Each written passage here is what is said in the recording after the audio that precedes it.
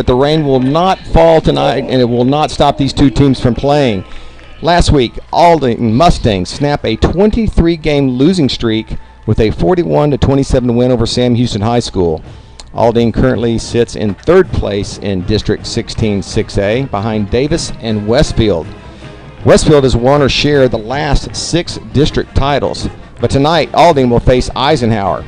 And for Eisenhower, Eric Jackson takes over as the head coach after serving as the defensive coordinator for the past 7 years. The Eagles are coming off a 34-3 loss at the hands of Straight Jesuit. Both teams enter tonight's game with 1 win and 2 losses. I'm Joe Hollier, along with the best color man this side of the Beltway, Ed McFarland. Ed, the Mustangs have a legitimate star in number 9 rushed for 776 yards in his first 3 games, including a staggering 451 yards against Sam Houston. Oh, yeah, to add even more sauce to that, he's averaging about 20 yards a carry. I was able to see that groundbreaking game when he broke the 23-game losing streak that is, for the Aldine Mustangs, and it was speechless. I'm going to just stop talking because it was speechless. Well, talk about how it meant to this student body. I mean, that's a long time to lose games, and for, to finally break that streak, what was it like? The atmosphere, it was very emotional. It was exciting. The Aldine officers didn't really allow it, but students were actually starting to jump over the barricade there and trying to run out on the field. So it was maybe 10 or 15 that maybe got out there, but the police they quickly shut it down. It was just like that, almost like an upset type of atmosphere. But even though they were going against Sam Houston, it was a pretty much evenly matched team as far as talent goes. But I mean, that's what that win meant, because it was long overdue. 23-game winning streak. You think about LeBron James when he finally won his first title, and they asked him, how does it feel, and all he could say was, "It's about damn time." So that was the sentiment being out there. And you definitely got that sentiment talking to Coach Semler with this being his second year, but actually going winless last year. To be able to get their first win for him, it was also very special. As I mentioned, both teams are 1-2 coming into this contest, and so it's a very important game tonight to see which team's going to keep up with the leaders. Yeah, absolutely. Both teams 1-2. Obviously, talking about Aldine just now, they're coming off a big win against Sam Houston, but the Eagles, they're coming off a big loss against Straight Jesuit. So they lost to Straight Jesuit 34-3. Talked to the coach about the loss, and it was just a matter of, they feel like it wasn't so much of them being outmatched, it was just a matter of them taking Straight Jesuit lightly. So yeah. Well, we'll send it down to the field real quick for the playing of the national anthem.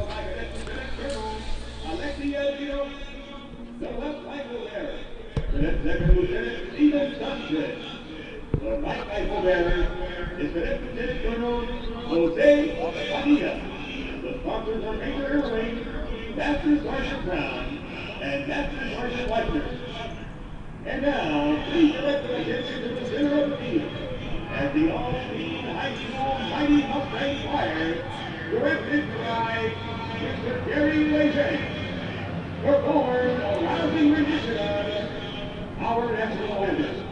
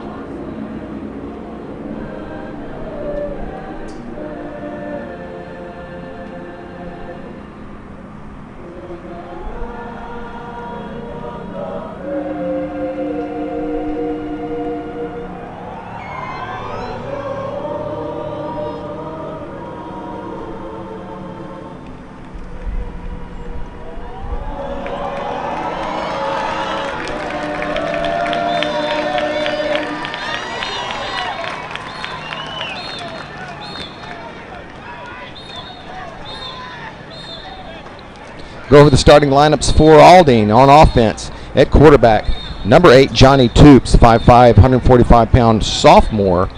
Ed running the show for Aldine, a sophomore. And at running back, number 9, Ja'Cory Howard, 6'1", 220-pound senior. Only 2 starting seniors on this offensive squad. At halfback, number 90, David Lopez. At wide receiver, Isaiah Roca. And the other 2 wide receivers, Jacoby Terry and Lydell Johnson. On the offensive line, number 50, Jose Rico. Number 64, Damian Gordillo. Number 70, Ignacio Juanez. Number 75, Preston Anderson. That's the other senior I mentioned. And number 78, Elian Rodriguez. And the kicker for Aldine tonight is Kevin Bonilla. One of the things about Aldine that I think is going to be interesting tonight is that, like, obviously everybody knows to pay attention to Ja'Cory Howard. So with Eisenhower, they run a 3-4 defense, and sometimes they try to switch it up and run a 4-2-5. And so if they try to pack the house on Ja'Cory Howard tonight, it'll be interesting to see the type of opportunities Johnny Toops will get to be able to throw the ball. So I think that's something to really be on the lookout for as the game slowly but surely unfolds. Well, you figure with the numbers that he has put up thus far, Eisenhower has to be keen on Howard. Otherwise, they haven't done a good job of scouting. Right. And players meet in the middle of the field and shake hands. And we'll get the coin flip and see who's going to be receiving.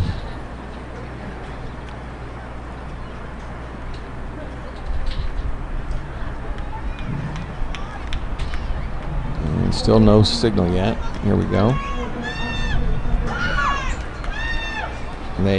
Aldine has declined, and they'll be kicking away to Eisenhower. Eisenhower will be, I think, going from our right to left here at Thorne Stadium. So Aldine will get the ball to start the second half. The Mustangs trying to get their first winning streak in quite a while with a win here tonight. But they're going to have to go through Eisenhower to do it. Yeah, when I was talking to Coach Semler after the big game, I think one of his best quotables in talking to him was, "Tonight a new streak died, and it also a new streak began." And obviously he was talking about the 23-game losing streak and dying, and that 1-game winning streak beginning. So, hopefully we'll see, if they can continue their streak. Well, that's that sense of urgency. Once you win, okay, all the pressure's off, but do you relax to the point where, okay, exactly, all of a sudden now we lose 20 more games? Right, yeah, you don't want to grow content. I mean, you'll always be remembered as the team that broke that streak. I get it, but you gotta keep pushing. Otherwise, you're also the team that started the next losing streak. Right. Bonilla will kick it off. And back deep.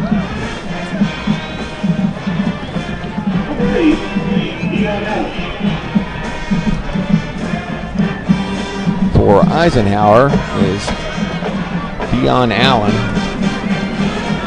And feel it at the 18. It's across the 25, across the 30. Almost broke free. A great saving tackle by Draylon Haynes, sophomore. Looked like he got him there with a clothesline tackle. That ain't bad. And here comes the Eisenhower Eagle offense. And talking to Ed, we were kind of expecting a high-scoring game here tonight. Absolutely. Both teams coming into the game giving up 40-plus points a game to their opponents. So this one, we may see 240 pieces from both teams. Sims in the I formation, takes a snap, hands it off, first man through, big hole right side, breaks across the 40-45 before he's finally brought down by number 36, Dylan Jackson. And it'll be enough for a first down. Good pickup of about 13, 14 yards. Dylan Jackson is a guy you want to pay attention to in the secondary. He had a tackle in there the game against Sam Houston, but most importantly, he also had a takeaways. He had an interception. So, when Ike tends to break through the first line of defense, be watching out for Dylan. Jonathan Times again behind Sims. They run the same play off to the right side. Now the bigger hole, and another first down. 12 yards pickup this time for Times. So 2 running plays to the right and 2 first downs for the Eagles. And this could be an absolute. This game could go really fast if everybody stays in bounds. Man, talk about it. And this is the scary part right here. You just had Times running down your throat, and now you got Gildry, who's a backup, getting ready to run it as well. And it's Gildry has got it to the left side. Another big hole. He's across. Look at that. He breaks the 3 tackles and still on his feet, and finally brought down right inside, close to the 20-yard line. And Gildry, he's a transfer from Houston Christian, and he's just been playing astounding. Yeah, you mentioned him before the broadcast. You were talking about him. What a great job he's done coming in as a transfer. Yeah.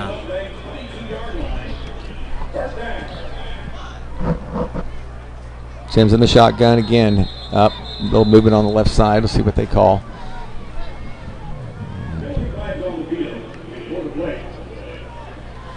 And yep, it's a false start against Eisenhower, so they'll back it up 5 yards. Going back to talking about Gildry right now, through 3 games, he has 46 carries, averaging 6 yards per carry, and 93 yards per game with 1 touchdown and 281 yards. He's 5'10", 205 pounds, and you know, it's a bowling ball. Yeah, bowling ball indeed. Bowling ball indeed.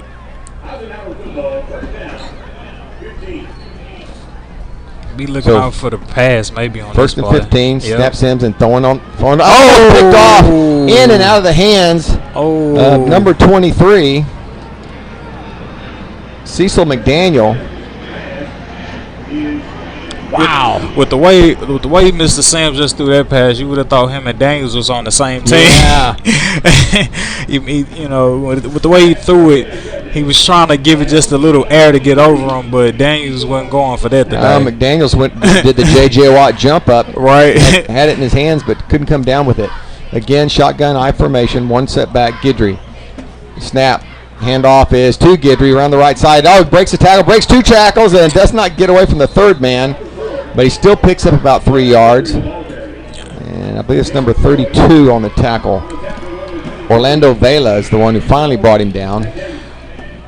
I know Sims, you know, kind of had a spread hatcher pass on that last play, but pay attention to the way that Aldine's defensive backs are playing a little ways off on the Eisenhower wide receivers. With the way Sims can throw the ball, it may cost Aldine down the road. Pro said, Sims looks to throw, rolls to his right, throwing into the end zone, has a man but knocked down. Great recovery at the last second by Dylan Jackson. There's Dylan again. Yep, Dylan again. Yeah, Dylan, it almost looked like he was deking him a little bit. Yeah, like, trying to bait him. Trying to bait him because he was able to recover pretty good with the ball in the air.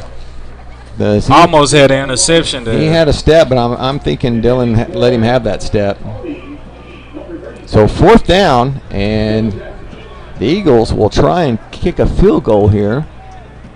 A 40-yard field goal attempt by Ivan Ramirez. Kick is down and it's blocked. And it will be picked up. The refs aren't waving it off. Oh, now they're waving it off. And it will not let him. So Aldine gives up a couple of big running plays, but Eisenhower comes up empty on their first drive, and Aldine will take over at the 23-yard line. 1st and 10.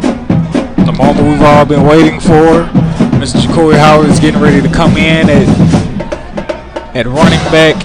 We're just going to see, knowing what he's capable of, we're just going to see how Eisenhower is going to play him. And ladies and gentlemen, if this is a visual that you really need to see, Toop standing next to Howard. And it's a handoff to Howard to the right side, breaks 1 tackle, spins off of another, picks up a couple of yards before he's finally brought down. But it's David and Goliath in the backfield. Right. With Johnny Toops and Howard next to each other. Be 2nd and 8. from the 25. Again,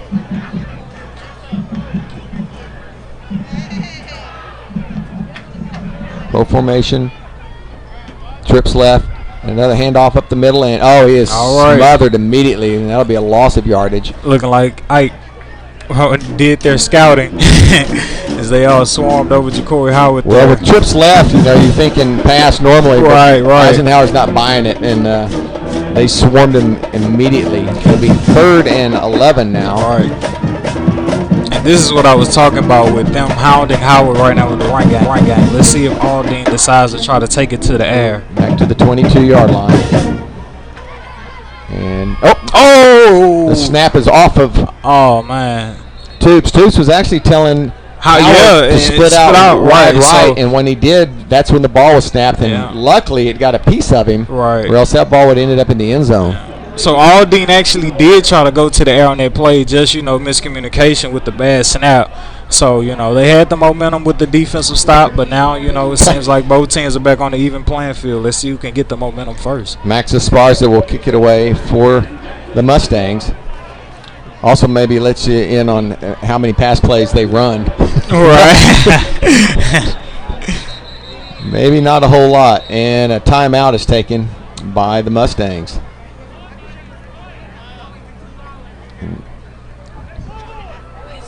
They were missing a player. They only had 10 on the field. And so the coaches took a timeout. So we'll take a quick timeout as well. You're watching KMAG Vype Sports Network. We'll be back right after this. Am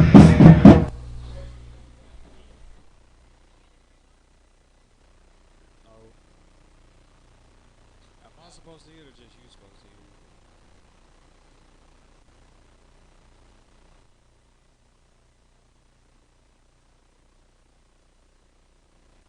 Vype Media is the state's most comprehensive high school sports media outlet, covering UIL, private schools. Vype has been in Texas for over a decade. Visit their website. And as far as the kick is get blocked, he got a hand on it, and it'll bounce at about the 25 and down at the 27-yard line. Beautiful field position for Ike. And now you got that two-headed monster and Thimes and Gildry just, sharing possessions on who's going to run the ball. Well, we talked about this offensive powerhouse showcase we're going to show everybody, and so far we're scoreless. 7:58 to go here in the first quarter. Late bloomers. And it's 1st and 10 for the Eagles.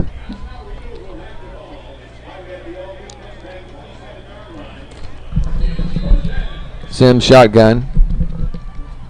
Get you behind him. The hand off to the right side and runs into some trouble this time. Should have stayed left. He runs right into the arms of, he's on the ground still. Big number 40.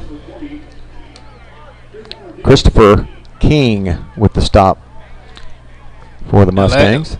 In their last game, King, he had 13 tackles. So wherever the ball goes, that's where King goes. So we expecting to say his name a lot tonight. Times the lone back to the left of Sims. And Sims is going to keep it himself, go to the left side, cut back to the right, and he's hit and breaks 2 tackles and still on his feet and will fall forward down to close to the 10-yard line. See where he ends up. It should be enough for a first down.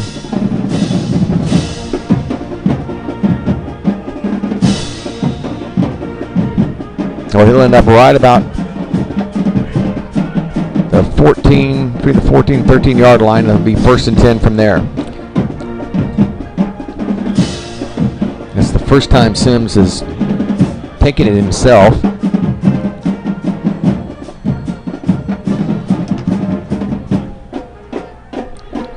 Strong right, time still in the backfield. Straight back off to the right side to the 10, 5, 2, 5, touchdown. Eagles, no flags on the field. When you talk about looking for a player to recruit, I know we just had a touchdown, but what allowed that touchdown to manifest was the beautiful block by Thimes. That was Deion Allen that carried the football. Number 8. off to the right side, and it'll be a 17-yard touchdown run to put the Eagles on top.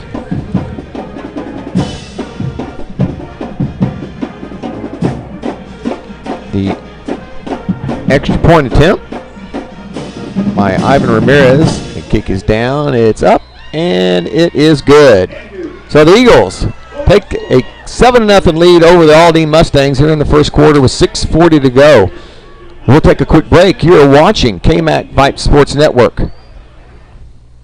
Vype Media is the state's most comprehensive high school sports media outlet covering UIL, private schools. Vype has been in Texas for over a decade. Visit their website at Vype, VYPE, and also pick up your Vype magazine today. Get in the game with Vype Media.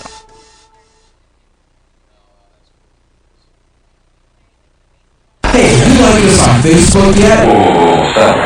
Well, why not? Search KMAXSports.com and like us now. Thank you. I'm trying to keep up. I did it when I had a play-by-play class when I was at Syracuse, and I didn't really like it because we hope you're enjoying tonight's broadcast. And while all of us at the KMAC Sports Network are huge football fans, we broadcast more than just football, you know. In fact, KMAC Sports proudly broadcasts volleyball, girls and boys basketball, softball, baseball, soccer, lacrosse, and more. For more information on how you can help KMAC Sports broadcast any of those sports, just reach out to Chuck at KMACSports.com or Merle at KMACSports.com. Eisenhower is set to kick it off. Back deep for Aldine is Tremont Alfred and Lydell Johnson.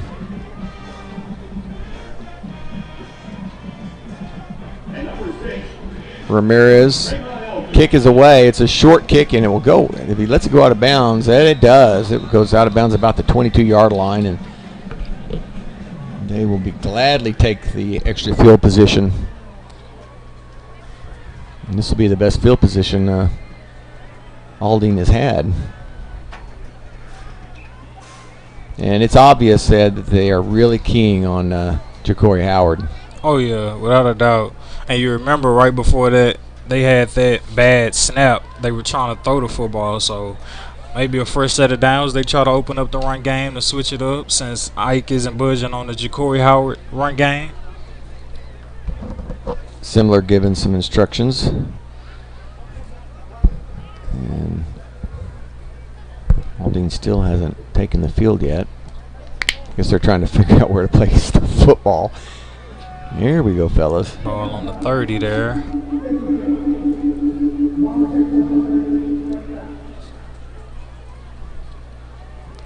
Suna Venkat, our producer tonight. Thank you, Suna. And here we go. Aldine trailing 7-0 here in the first period. Toops, the quarterback. Right again. Trips to the far side. Jesus Christ. And a little pitch to the right side. And again, nothing going there. And that's not fooling me and you, and we're up here. Man, reason if y'all heard me say Jesus Christ, it was almost like with the trips right. It's like I cared nothing about the receivers. Nothing. They just loaded up on the left-hand side where they knew Ja'Cory Howard was coming, man. They are daring Toops to throw the ball. And I'm talking about they were like pit bulls on the leash ready for that ball to snap, just hovering over the ball.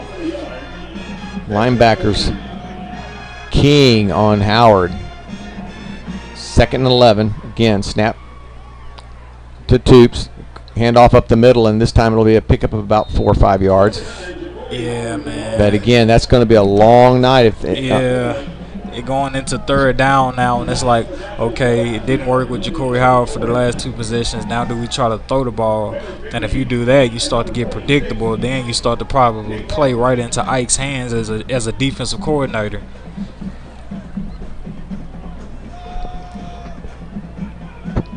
Pro said again, Toops and Howard in the backfield. Snap to Toops. He's looking, quick little screen out there. I think guess who it's to. Mr. Howard. It won't be enough for the first down, but if first you don't succeed, try again. It didn't work with Jacoby Howard for the 2 run plays, but Aldine said we have one better. We'll throw it to him this time. Picks up about 4 yards. 4th down and 5. It looks like they're going for it. Okay. No guts and no glory. I ain't mad at you, Coach Simler. I'm shocked here, but I think you're right. 4th and 5. Aldine's still looking to pick up their first down of the game. Would they possibly be trying to get them offsides for a first down? Nope. Handoff is up the middle again. He's hit immediately. Got to touch the ball. 4 Eagles all over him. And big number 92. Mr. Rashard Matthews. He has been a man among boys thus far. He waved to the stands like, "Hi, mama." He did. He did. He let everybody know he's having a game. And so the Eagles will take over at the 36-yard line. Same field position they had before they scored their first touchdown. And you have Guidry there in the background, in the backfield. And that's who gets the ball, who wrapped up immediately. Big number 79. Yeah, Mr. Jose Torres.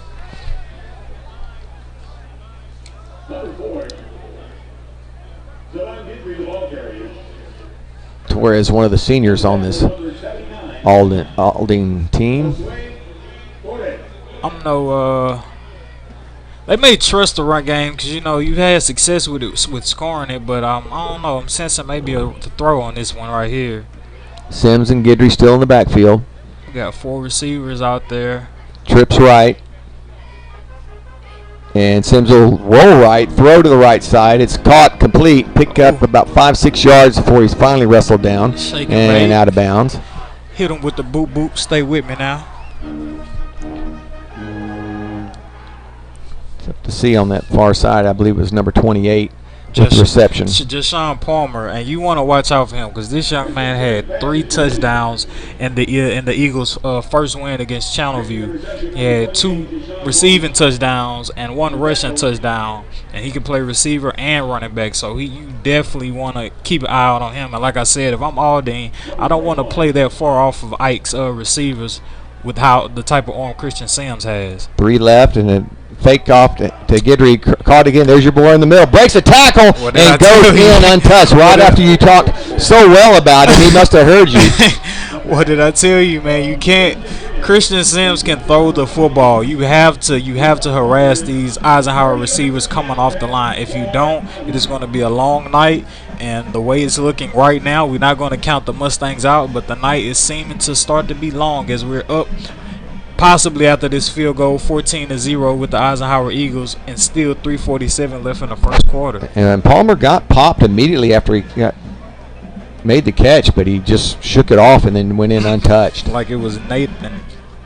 Kick is up and good, and you're right. The Eagles lead 14-0 over the Aldine Mustangs with 3:47 left to play here in the first. We'll take a quick break. You are watching KMAX Sports Vype Network. I'm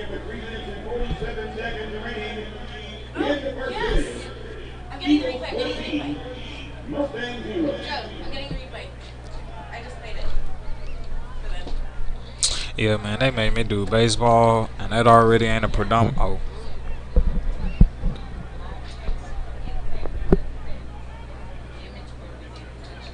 Yeah, that's fine. And that's fine. Are we still up? Yeah, sorry.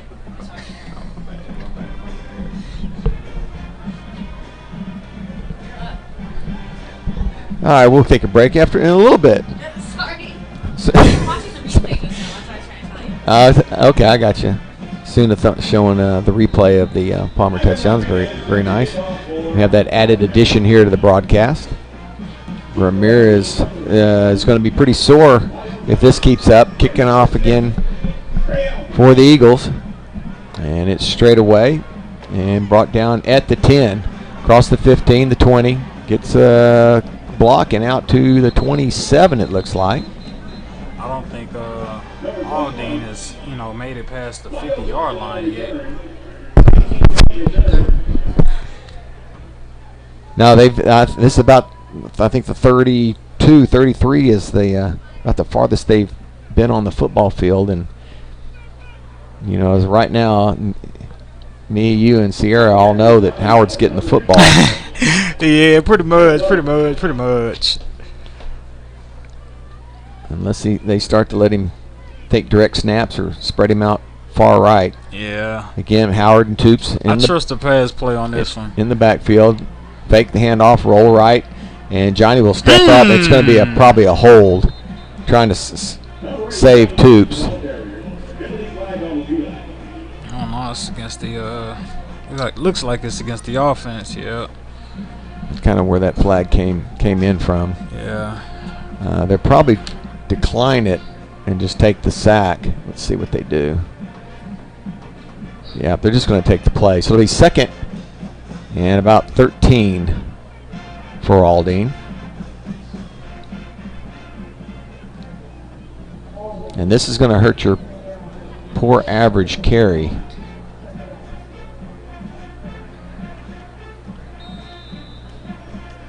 Toops is not a big guy by any means.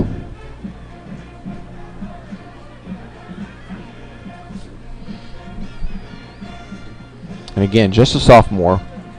Direct snap. Toops looking downfield, and it's going to overthrow his man by quite a bit. Let's see, a lot of flags coming in, pushing and shoving on the right side.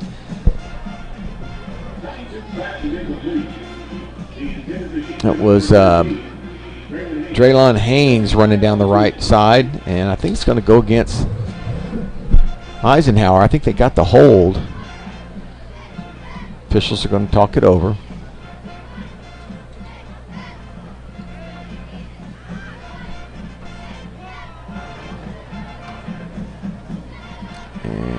They will accept it. So this is going to be a first down for Aldine, and it's the first down. Yeah, I was they've thinking. had. I was thinking it in my mind. I was like, I could be wrong, but this could be their first time getting the first down. As they're slowly but surely trying to creep into Eisenhower's territory for the first time of the game. It comes via a penalty, but they will take it. Toop showing a good arm. And he'll take a direct snap. Fakes the handoff. Oh, I think. Ooh, a little miss. It's hard for me to believe Ja'Cory Howard didn't know he was supposed to get the ball. It seemed like some miscommunication right there as Ja'Cory Howard was blocking and Toops was trying to hand him the ball off. So, yeah, Toops said, "Where are you going? You were supposed to have this." And then he got hammered right into the turf. I think Toops was like, I think Coach wanted this be in your possession. Ja'Cory. Second down and about 13. Two wide receivers to the far side, one to the near side. There's a quick snap to Toops. There's the handoff up the middle. Off to the left side. There goes Howard. And he's still on his feet. They finally bring him down. But Aldine will pick up the first down around the 51-yard line. I'm sorry, 51, around the 49-yard line. It's not a 51. But pick up 15 yards for Howard. And they're finally in Eisenhower's territory late in the first quarter. Again, defense is packed in the middle. Snap. Again, the handoff to Howard. Fights off one tackle, and he's going to fall forward for plus yardage. Picks up about 3. But he was hit immediately.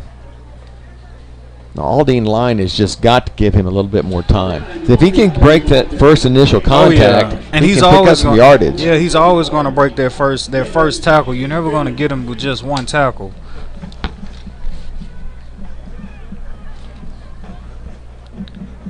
Two to the near side again. Shotgun formation. Toops with the snap, fakes the handoff, keeps it himself, goes to the left side, and he is wrapped up immediately. And it will be a loss of 2 yards. And it'll bring up 3rd and 9.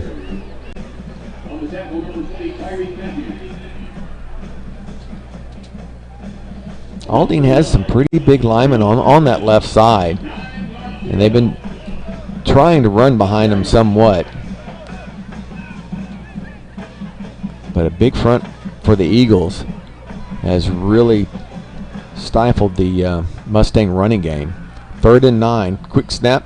Quick throw out to the right side. It's tipped, and he hits his man, but it is dropped at around. Broken up by Sabian Roan for the Eisenhower Eagles. The 42, 43-yard line.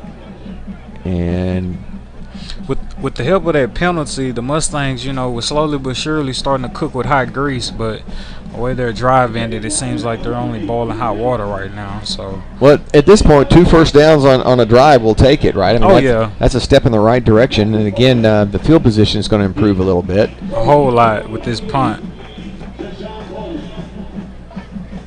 And the direct snap is good. A good rush. Now he gets it away, though. Good kick. Backs him all the way up. Oh, it's fumbled. Ball's on the ground. And Aldine will jump recovers. Talk about a break.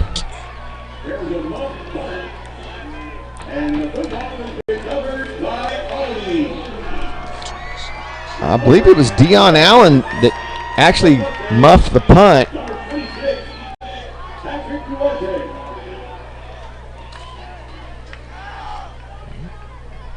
And Patrick Duarte is the one who pounced on the football.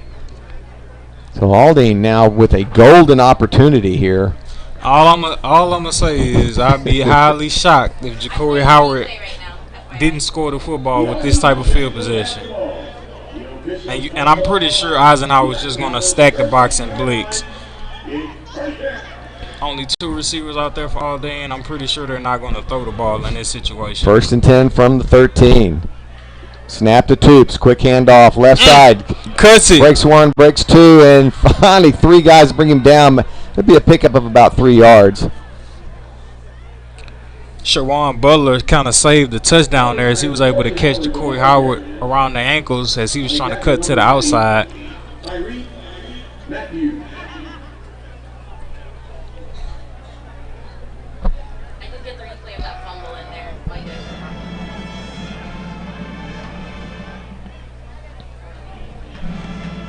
Again, strong left side. Toops in the shotgun. Handoff, first man through. Guess who it is? Howard is going to get back to the line of scrimmage, and that's going to be about it. And it'll bring up 3rd down and 8.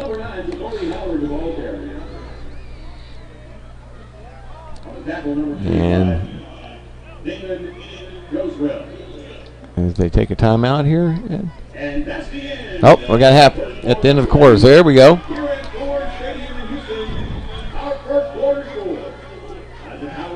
It is 14-0 Eagles as we head to the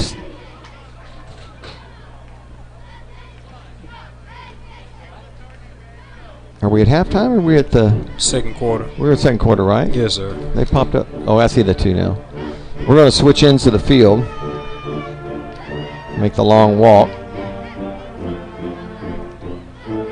The game, again, not a lot of passes. The clock's been running pretty constant. But the Mustangs have got to find a way to get in the end zone to get back in this game. Absolutely. You talk about setting the tone. Eisenhower definitely set the tone, and with both teams are running the ball pretty much, so the clock is going to continue to roll. And I just think if you want to have a strong confidence builder and not feel like you wasted an opportunity with the muff punt, if you Aldine, I would say you not only have to score, but you got to switch it up and do some misdirection or something to make it seem like you're not going to Howard, even though we all know you're going to Howard. Yeah, because so far Eisenhower has really been putting on a show here defensively. Here we go, 3rd down and 8. Again, Toops and Howard in the backfield. Snap is to Toops. He's looking to the end zone, throwing to the left side, a little bit of a push off, and there's a late flag from the ref that's behind the closest ref to the play.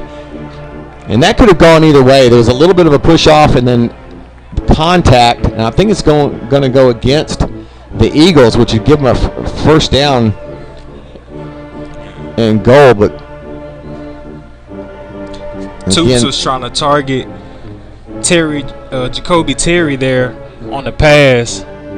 It seems like it would be pass interference, Mr. Joe, and putting Aldine right there on the goal line, I would assume, or at least the 2-yard line. And there's a long discussion, and again, there was a lot of contact, and so with 3 referees in the area, everybody saw a little of something. They may end up waving this thing off. Nope, pass interference against the Eagles, and it'll be 1st and goal for the Aldine Mustangs. Right now, Aldine is really, their bread and butter is really coming from penalties. As you talk about those penalties early on that gave them the first downs to finally get into Eisenhower's territory. The muff punt, of course, switch it over going into the second quarter. Now they get the penalty off the pass interference, and the ball is on the 2-yard line. And the guy that muffed the punt, he's the guy that got the penalty in the end zone for pass interference. Deion Allen, this is all him. Yeah, if I'm him, right I want now to stay away from the special teams coach and the defensive coordinator. He's pleading his case that he was pushed off, but he's not going to win it. So from the 2 now, and it's a quarterback sneak, and he's still on his feet. Beast mode. It's a scrum touchdown. Hooray. Mustangs. Going with your bad self, boy. Wow, for a second I thought we were back in Australia. 2-yard touchdown run for the Mustangs. Jacory Howard. Okay, it wasn't until Jacory. Was that? I don't know. It happened pretty quickly. I don't know if that was a direct snap or what.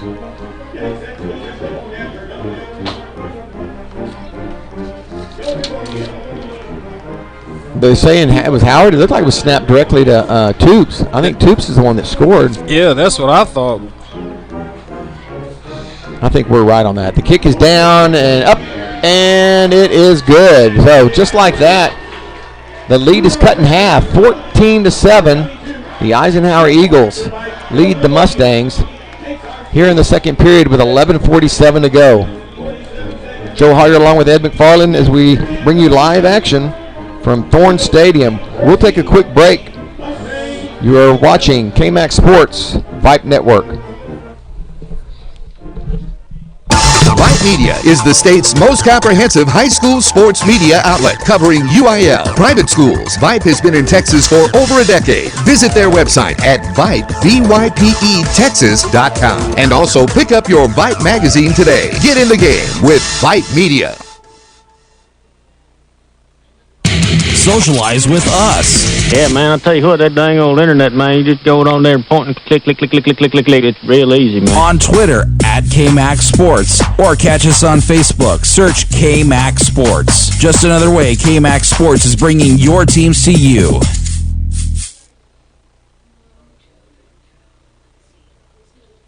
Hey Booster parents, Get Involved is a new all-in-one tool that helps you raise funds, sign up volunteers, collect items, and promote your event or cause. It's never been so easy to get so much done.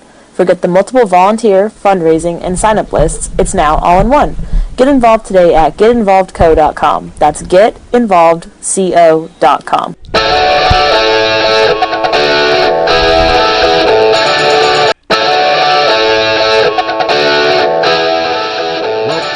Well, we had to have a little bit of help from Deion Allen and the Eisenhower defense, but Aldine managed to get some points on the board, get back in this ball game.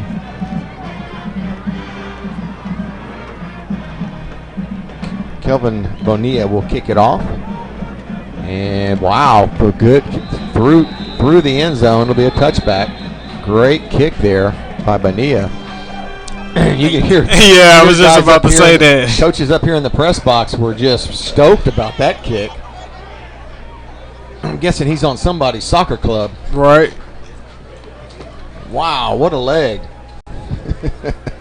You see coaches are still laughing in the other booth. That was a big boot. With this type of field position and having this much field ahead of them, I wouldn't be surprised if the Eagles came out trying to throw the ball pretty more frequently than they have with the run game. Looks like Guidry is in, so I discredit everything I just said with the run. Hand off is to Guidry, and he is wrapped up immediately by big number 97. Mr. Brian Revis. Rivas getting some high fives from teammates. Pick up of about 2 yards for Guidry.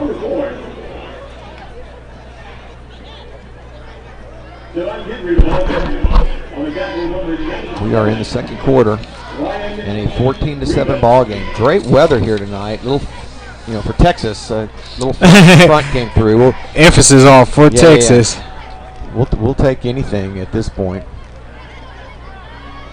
Snap to Sims, rolling out to his left. Got a man deep, throws it in, caught! Oh, he dropped it. He dropped it. He dropped it. And, I mean, like I said, with that type of field position, you got to be looking out for the pass. I can't stress it enough. And the man who had the touchdown on the last touchdown, Mr. Jushawn Palmer, Sims just tried to find him, and he did. But, it was Palmer's fingertips was just a little slick. Had he caught it, that was to the house. Easy money. Dylan Jackson with the coverage, and he jumped the route and thought he had a piece of it. And maybe he did. Maybe he got just enough to keep him from catching the football, but had he held on, you're right. Yeah. He was taking it to the house. Be looking for another pass here. Sims again, shotgun pro formation, drops back, looking to throw again. Gonna roll out left. He's got a man deep if he wants him. Finds him. A little stop and go, and he's caught it at the 40, 30, 35, 20, and brought down about the 22-yard line. And again, it was a little stop and go on the far side. Mr. Adrian Arriga being able to catch the pass. There. And I mean, like I said, I can't. They're throwing the football and they're moving up pretty frequently with Eisenhower here.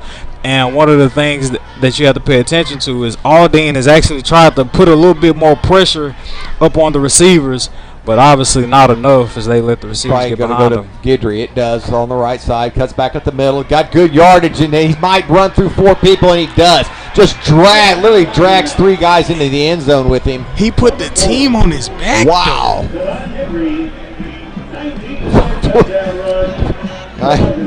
To call guys out, but I think it was Tremont Alfred and Lyndon Johnson who just went for a ride. Yeah, they definitely went for a ride, and I knew when he got in the open field in that small space, it was a touchdown. Well, the passing game opens up the running game up the middle for Guidry, and he scampers in, and just like that, the Eagles get that touchdown back. The extra point is good. And the Eagles jump back out in front, 21-7 over the Aldine Mustangs. We'll take another short break. You are watching KMAX Sports Vype Network. With 10 minutes, 38 seconds remaining in the first half. Eagles.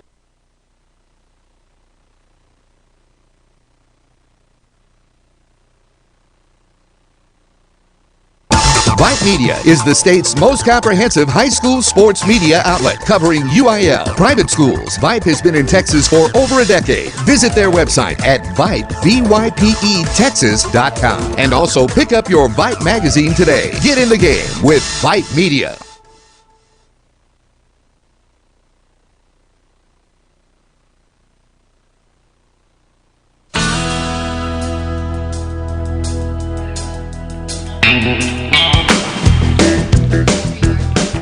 Well, had a little slow start to the game that we expected, but things are really starting to heat up now. Oh yeah, without question. We still have 10:38 left here in the second quarter, and I don't know if Aldine has any answers for the many different ways Eisenhower can score with their passing and running game. Ramirez will kick off for the Eagles. And it will come down at the 8. And it's fumbled. Oh, my goodness. There's a chance. It's anybody's football now. It's a scrum and a fight for it. What was puzzling about the way he just muffed the catch is like he hit it as if it was a volleyball. He didn't try to underhand catch it. He hit it down like it was a wasp or something. Aldine does retain possession, but just barely.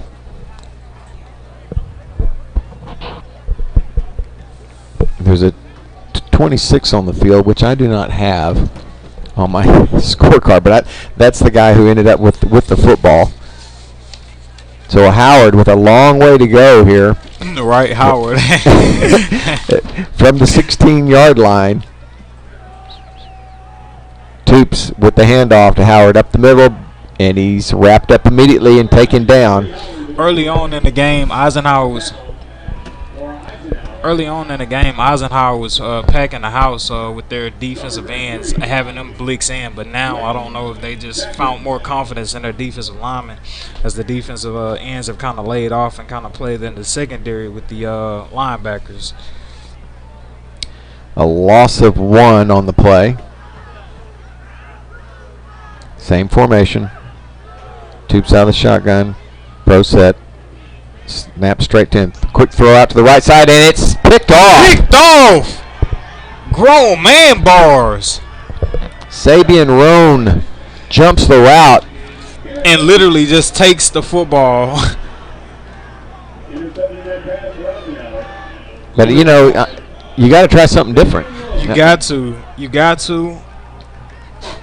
Bless you. And credit to Toots for, trying to, pass the ball there, but you can't telegraph it as much as he did, and I think that's what led to that interception, that manhandling interception right there. It looked like he did a somersault to take that football. He did. It was a 50-50 battle for the football, and he ended up winning the battle. And Times is coming in the backfield here for Eisenhower instead of Guidry. The Eagles now from the 18. Times will get it and scoot through, and he's around the right side and will get into the end zone. What a run by Times. That is a run. Eisenhower has a saying, swoop, swoop. I don't really know what that means yet, but I think it means a touchdown right now. And the flag people are going to be extremely tired at this rate. For Eisenhower. Running against that wind with those poles. You know, it's a different style of running between the two backs. Times is a smaller back, like a cat back and scat back, and you lose sight of him. And that's what he did. He got behind that line of scrimmage and he cut left and back to the right. There was nobody near him. Absolutely, Times kind of runs with a bit of finesse, as he's able to, like you say, use his small frame to cut corners and cut fast. Whereas you have somebody like Guidry who's just straight up, I'm gonna smack you in your mouth. It ain't nothing you gonna do about it. Go get your mama. I'll do the same to her. It's a nice problem for the Eagles to have, as they're starting to show some of their offensive firepower, as they've been throwing the ball successfully, and then they're just running different backs in and out, and that can really wear a defense down over the course of a ball game. 28-7, Eagles over the Mustangs. It sounds crazy to say, but if I'm Aldine, I mean, they maybe they have or maybe they haven't practiced it throughout the week. But if I'm them, I may consider putting Ja'Cory Howard at the quarterback position just so he can provide a dual threat sense from him also being able to pass the ball, maybe a slight bit better than Toops there. Have you seen him throw the football in previous games? Is it something I saw him throw the ball last year when he was at the quarterback position, but ironically, him at the quarterback position when Aldine did score is because Ja'Cory Howard scrambled for a touchdown.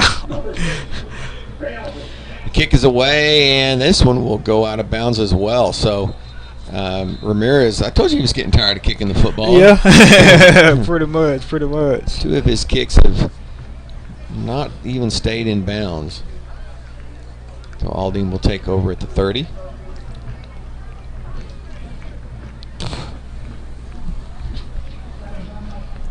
But I don't know, we talked, made kind of light of the cold front that came through because it's not really cold, but it's that start of fall. It's that first little taste of it, and that's what football's all about. And it won't be too long to be able to get the Letterman jacket out.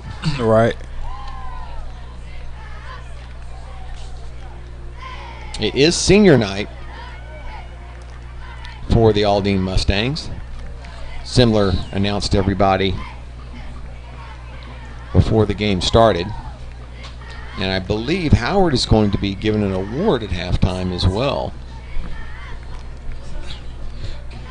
It'll be very, very deserving, I believe, for his performance that he had against Sam Houston. First and 10 from 30. And Toops looking to throw again. Fakes a pass over the middle, and it's caught. Caught it. A big-time catch by number 3, Jacoby Terry. And I want to credit Toops for that throw because he telegraphed it coming out of the snap, but he waited, was patient, and, gave a pump fake and squeezed it in there. So I think that's a big-time throw to be able to gain some momentum. And a first down, Deion Allen, whose name has been mentioned quite a bit in this ball game with the tackle. I'm sensing a run now. Toops taking a long time with the snap count. And a handoff to Howard, and he's brought down immediately. Number 25 with the stop. Big time tackle in the backfield by Damon Doswell for the Eisenhower Eagles. And see, right now, Aldine they're trying to play the same pass game, open up the run game, but it's like they go back to the run game too soon, way too soon. They're going to have to. You're right. They got to come up with another something. And Toops, I'm not sure Johnny Toops has got the firepower and the wide receivers to pull it off. Hand off to Howard. He gets back to the original line of scrimmage. And number 92 is waving the family again. Yeah, I think if you try to trust the throwing game a little bit, it may catch the Eisenhower Eagles off balance when you actually do decide to go to the run game. Well, it's 3rd and 11, and it's a passing down, but we'll see what we get. Snap straight back, fake to Howard, and number 92 for the Eisenhower Eagles with a big time sack, Rashad Matthews. Yeah, Matthews just beat Ignacio Juanez on the right side. And Toops just never had a chance to throw the football. Toops tried to sidestep him, but Rashad was so wide and so big that it didn't even matter. He swallowed him up with an easy sack there off the line of scrimmage. Aldine looking to kick this one away. Max Esparza will punt it away for the Mustangs.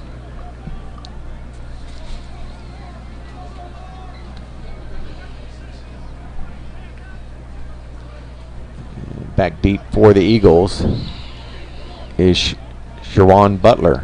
Oh, my Lord. Bad snap and, great defensive job there by the Eagles, and they'll take over.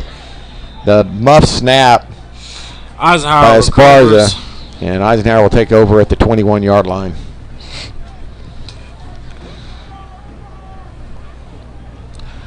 I think we're nearing that high-scoring game we were talking about, but unfortunately that's only in the favor of one team. Yeah, and unfortunately, I think you're going to start your new losing streak. And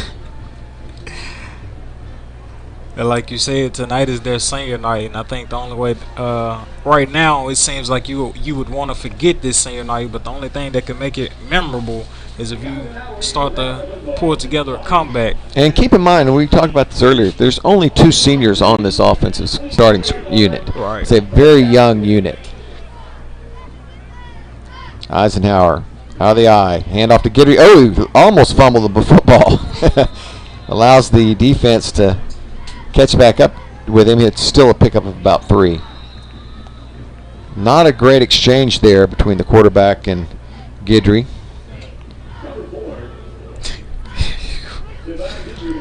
They're going to give him 2 yards. Guidry will stay in the backfield. Call comes in from the sideline. They're going to. We have holding. It's a nice break for Aldine, considering what they've been going through on the defensive end. For the most part of the game, majority of the penalties have come from Eisenhower's side, primarily from the defensive side. They got back. Yeah, that's one of those games where the next day you don't think anybody's going to yell at you, and all of a sudden, you got coaches yelling at you. You're like, oh, you guys did plenty wrong. Let me show it to you. A lot of unforced penalties there.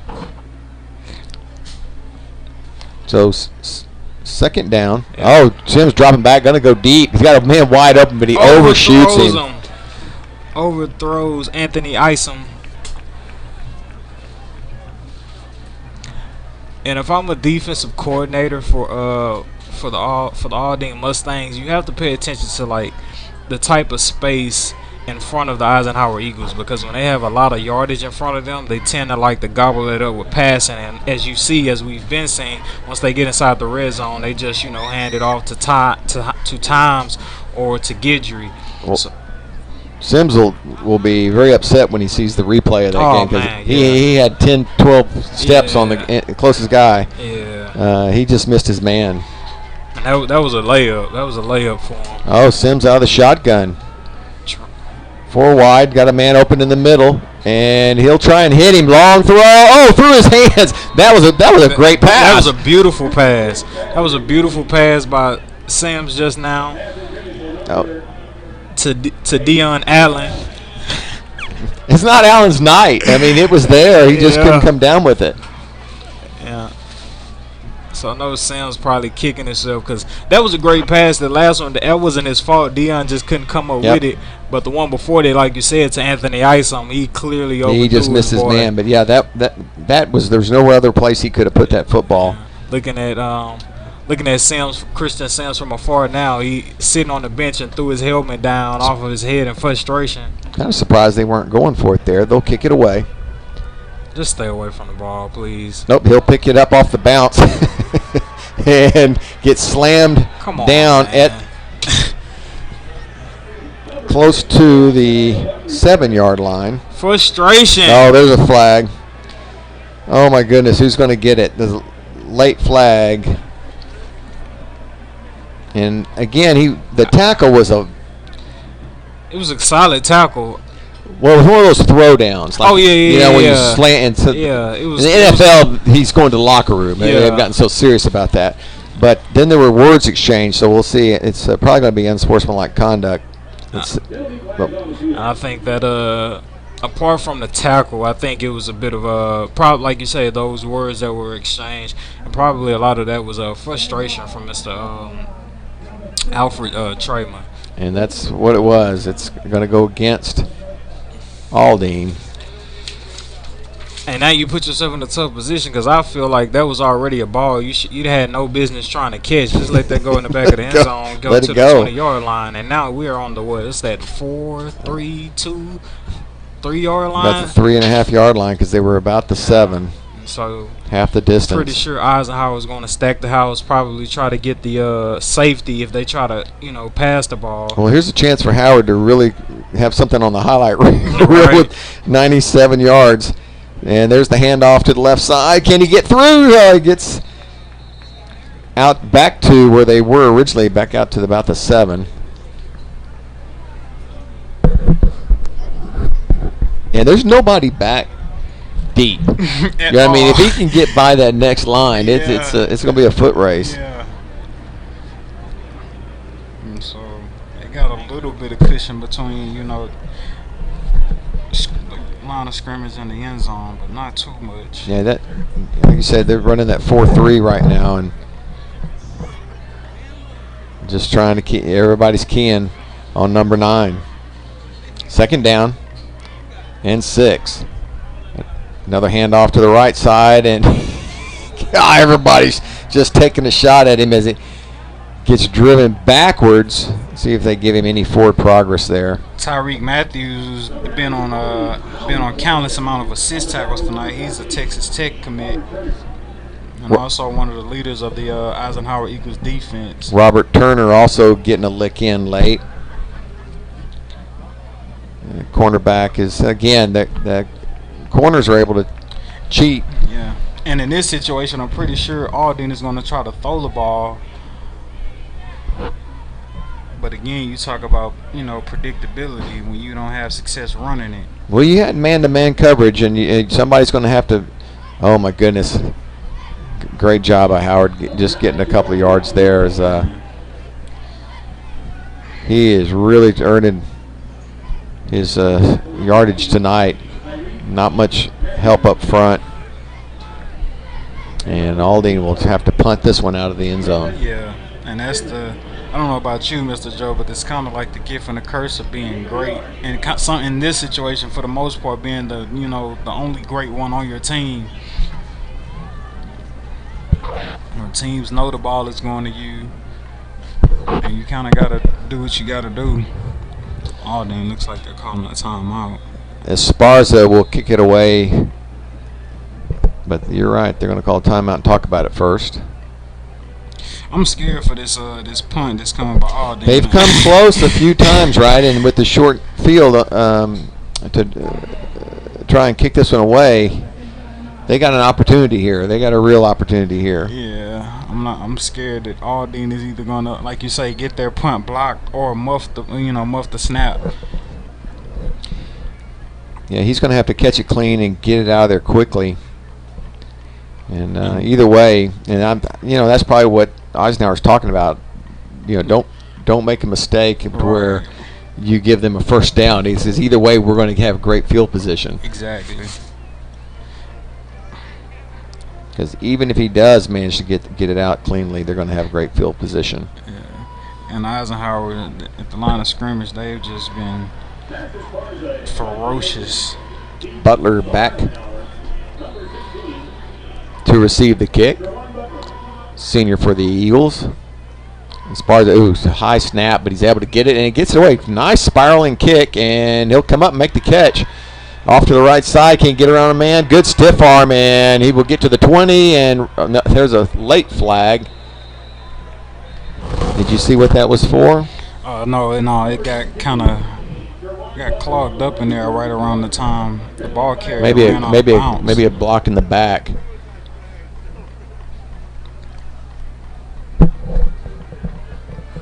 But like we said, the Eagles, even if the penalty is against them, they're still going to end up with pretty good field position.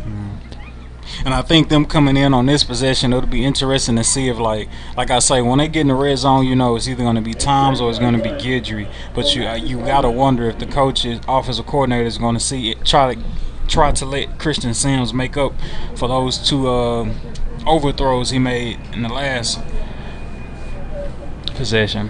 It does indeed go against Eisenhower and back them up to the 25-yard line. 1st and 10 from there. Oh, Sims is out. Tristan Brooks in at quarterback. And a little bit false start probably. We'll have to see. Another flag. There on the Eisenhower Eagles. Maybe illegal formation. False start. Derek Gray came across in motion, and Brooks handed it off to him, but everybody got started a little bit too early. And once again, Aldine playing a clean game as far as that goes. They're winning the penalty battle. All right. If only they had another answer other than Ja'Cory Howard. Brooks stays in. They're running the same play. It's just we really want to run this play, and it's going to go for a first down. Finally knocked out around the 10-yard line. I'm glad them cheerleaders got out the way. My goodness, Derek Gray showing the wheels, and that's impressive because they just ran the play. Man, and they didn't shy away from going right back to it. It's the same direction and all. Picks up the first down, and it is right at the 10-yard line. And it looks like Brooks is staying in as quarterback. Times in the backfield with him as well. Trips right. Snap and running right. Brooks, good blocking. Couple of good cutbacks, but he runs right into one of the big blue Mustang defenders, number 23. I know it's not the sexiest stat or the sexiest attribute or skill of a player, but Tom's blocking is something that should not go unnoticed. I know on an earlier touchdown by Jashawn Palmer, Tom's had a big block that led to that touchdown, and just now he had another big block. Christian Dunbar making the stop for the Mustangs. Brooks still at quarterback. They're going to run the same play. They do, and this time Gray falls to the ground. I think he tackled himself. Tripped over his own He did. feet. He stopped to make a move, and legs went out from under him, so no gain on the play. And brings up 3rd down. And it's over to go. Eisenhower. And I don't believe we've seen any of Sims this possession. Not in this drive. possession, and it'll be Guidry in the backfield. Again, they cannot pick up a 1st down. They have to score here. 3rd down, I formation. Snap to Brooks. Handoff right side to Guidry. Crosses the 10, gets down to about the 6-yard line. And it'll be 4th down, so kind of depends on what coach wants to do. Does he want to go for it or give his kicker more experience? Looks like they'll bring in the kicking team.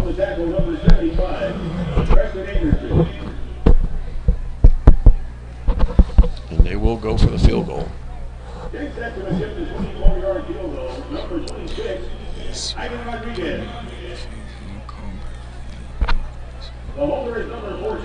So here's the guy that's had trouble keeping the ball in bounds on kickoffs, but it's blocked. At the It's a line of block. scrimmage. And I believe if Aldine wanted to, they could have scooped that up and tried to take it to the do something with it. I think it was big number 97 that got in there. Mr. Brian Reeves. I think Reeves is the one who got a hand on it. So despite great field position, 154 left. yeah, Eisenhower didn't come away with any points on that possession. That's a big break for Aldine. 154 left here in the first half. And if you Aldine, obviously you want some type of momentum going into the locker room.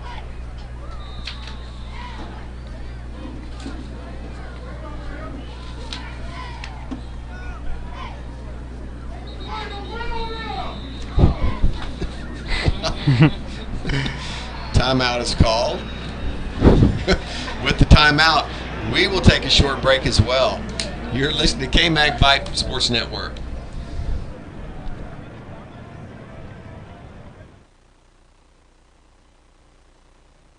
Vype Media is the state's most comprehensive high school sports media outlet covering UIL, private schools. Vype has been in Texas for over a decade. Visit their website at Vype, VYPETexas.com. And also pick up your Vype magazine today. Get in the game with Vype Media.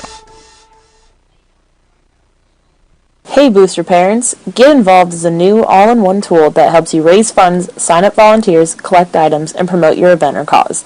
It's never been so easy to get so much done. Forget the multiple volunteer, fundraising, and sign-up lists. It's now all in one. Get involved today at getinvolvedco.com. That's getinvolvedco.com. Socialize with us. Yeah, man, I tell you what, that dang old internet, man, you just go on there and point and click, click, click, click, click, click, click, click. It's real easy, man. On Twitter at KMax Sports or catch us on Facebook. Search KMax Sports. Just another way KMax Sports is bringing your teams to you. 1:54 to go until halftime. Aldine will try and get in the end zone one more time. A little misdirection, a little flea flicker, throw across the middle, and it's almost picked off. Didn't fool anybody. Had one receiver down deep. That was a double handoff flea flicker. And honestly, Howard got hit as he was trying to give the handoff. It almost didn't. It almost didn't even get that far to the along. passing board, right? Aldine trying to pull out every stop, trying to open up the playbook to get some momentum. Yeah, Terry Jacoby's the one that launched it downfield. And lucky it didn't get picked off. Be 2nd and 10. Clock stops. Open for a second in the middle. Little head fake. Great throw. It's on the money, but he can't come down with it. That was a good pass. Very good pass by Toops. But Jacoby, he couldn't cut under it like he wanted to, as you had the Eisenhower DB over there come over there and break it up. Jacoby was open on the first slant, and then the double move broke free up in the middle of the field, but could not come down with it. That was a nice throw by Toops. And 3rd and 10. 1:40 to go. That's the other thing. They're not running any clock off of this. So with the pass without game. a first down, the Eagles are going to have another shot. Corey Howard. Just a pickup of a short 2 on the right side for Howard. The interesting thing about Aldine running the ball and with Corey Howard getting all these handoffs is that all the previous games, I'm pretty sure he broke for 15 yards here, 20 yards there, but I don't think he's had even a 10-yard run. He did. He had one. One 10-yard day. Well, there you go. Only one 10-yard run so far as the first half, that is, gets ready to come to a close. And I think that's just a testament to how good of defense Eisenhower's been playing, as their front line has been all over Corey Howard this game. Yeah, they've picked up as many first downs by themselves as they had by penalties. True. So it's been one of those games. It's been tough to move the football for the Mustangs. 1:18 to go as the Mustangs will kick this one away. Yeah, plenty of time. Plenty of time for the Eagles. Right, yeah. Go ahead. What were you saying? Oh, no, I was going to say, if I'm Aldine coming out of halftime, I think I want to try to lean towards passing the ball a lot more than I have, because the Eagles, they've showed signs that we're not going to let up on a run game. So if I'm them, I'll try to win the game with Toops and see what that can do for me. You're going to have to open it up somehow. Another poor snap fielded. Great job that time by the punter, just getting that one away, and takes a sideways bounce, and he'll be dropped immediately. Right here, we didn't get the chance to see Christian Sims come out on Ike's previous possession on their last drive. But right now, like I said, when they have a lot of field ahead of them, they come out and they like to throw the ball. So I would say with 1:06 left here in the second quarter, they're going to try to make maybe 2 at the max quick throws, maybe use the timeouts to stop the clock, and then punch it in with either Toms or Guidry. 1:06 left until half. Esparza really deserves a lot of credit just getting that punt away. Oh, yeah. He had to field the ground ball up the middle, and then that's been a lot of the problems. Been the snap has not been good either. Right. Brooks in there still a quarterback. Handoff, first man through. It's Guidry. He breaks 3-4 tackles and now bounces out the left side around the corner. Guidry. 30, 25. Cuts back and out of bounds at about the 20-yard line. That is a nice 20-yard run by Guidry. Wow. He never goes down on the first tackle. He never goes down on the second tackle. You're going to need the entire team to bring that man down. Had the football field been a little bit more wider, that was to the house. And he gets out of bounds, stops the clock at 55 seconds to go. Right.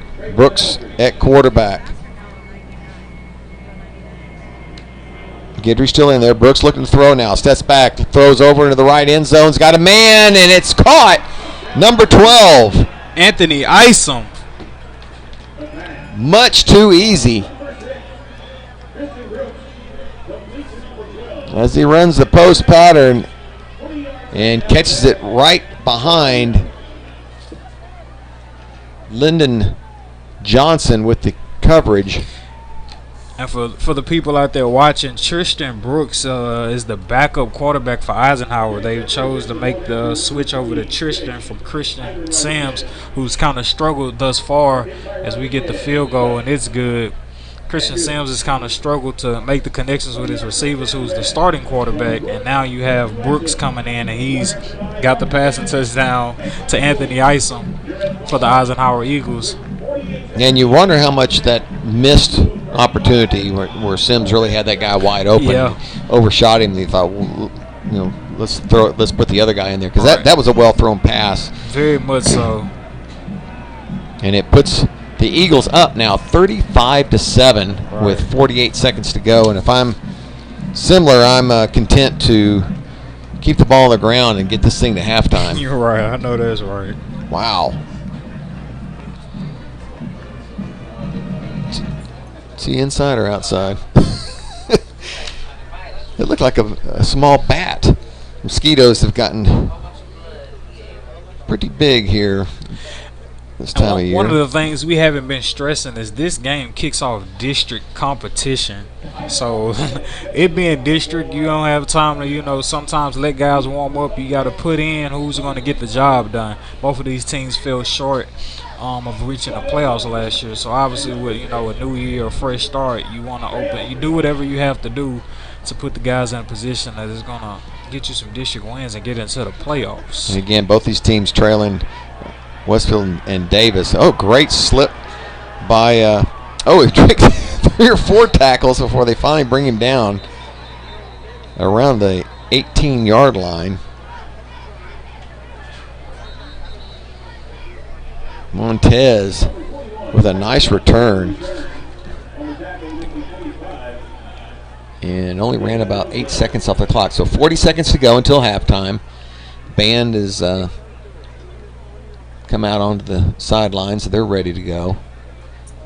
And we talked about Howard receiving a Ford Tough award. I think it's a state-recognized award at halftime for his performance last week. I had the privilege of being at that game, man. Aldine versus Sam Houston, obviously that's not your Westfields or your Cadies or your Marshalls or what have you, but just taking pride and giving Aldine the coverage that they deserve. I was able to capture that big moment for them, so it's a well-deserved reward. Trips right, empty backfield. Out of the shotgun is Toops. Direct snap and looking left the whole way. He's going to throw deep down to number 9, and he can't come down with it. Broken up there by our man Allen. Allen actually had a hand on it.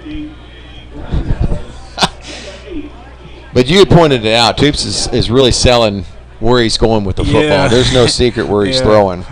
And for those watching, he threw the football to guess who? Ja'Cory Howard. Howard lined up as a wide receiver that time. So, not a bad idea. Yeah. So they go empty again. And they're going to do it again. So Howard split out far left, trips right. Shotgun formation. And they're going to keep it this time. And Toops up the middle, follows his blocker, and almost picks up the first down. It'll be about a yard short. Toops trying to show he can do it with his feet and his arm. 22 seconds and counting. Nobody calling any timeout. So I think both teams are pretty content on letting the clock run and get this thing done. Same formation as before. Toops takes a snap and looking for his man.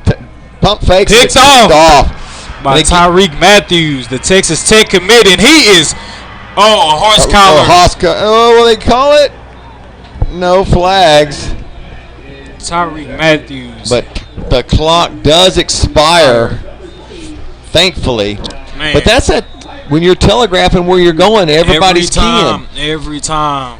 So, a little pump fake the other direction might benefit him a little bit because, again, he was trying to go back to Howard. Who had a step on his man, but because that was not the man that was covering him that came across and made the pick. Exactly. Tyreek Matthews, I keep saying, he's a Texas Tech commit. They recognize his talent early. He had over 100 tackles last season, and we're just, only 4 games into this season. He already has an interception. Well, we'll take it to halftime with the Eagles leading the Aldine Mustangs 35-7. Soon Venkat has a video to show everybody as well, but we'll be back with second half action after that. You are watching KMAX Sports Vype Network.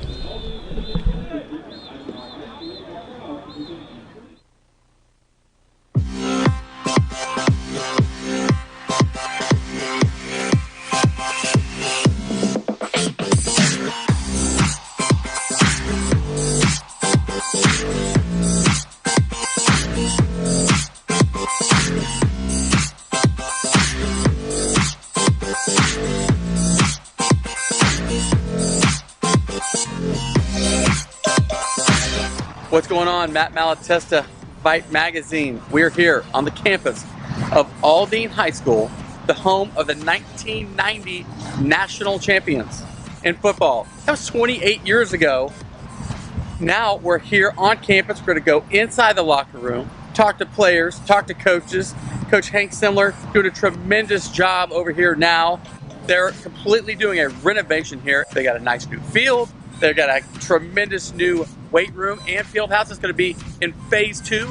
They're also going to shoehorn a stadium around Bill Smith Stadium. It's going to be awesome. You see it all the time. You drive by on I-45. You're always wondering what high school that is. Let's go inside the Aldine High School locker room. Take you inside the helmet. We're going to see what's going on inside the stable. They have a big game this week that you're also going to see on VypeHouston.com. Let's go check it out. Welcome to our first installment of A Day in the Life at Aldine ISD. We're going to talk to players, coaches. We're going to check and see how it goes down here at Aldine High School. They just got a big win recently. They got a big game this week as well against Eisenhower High School. One of their rivals. We're here in the locker room, feeling the fresh air. How about that? Boom.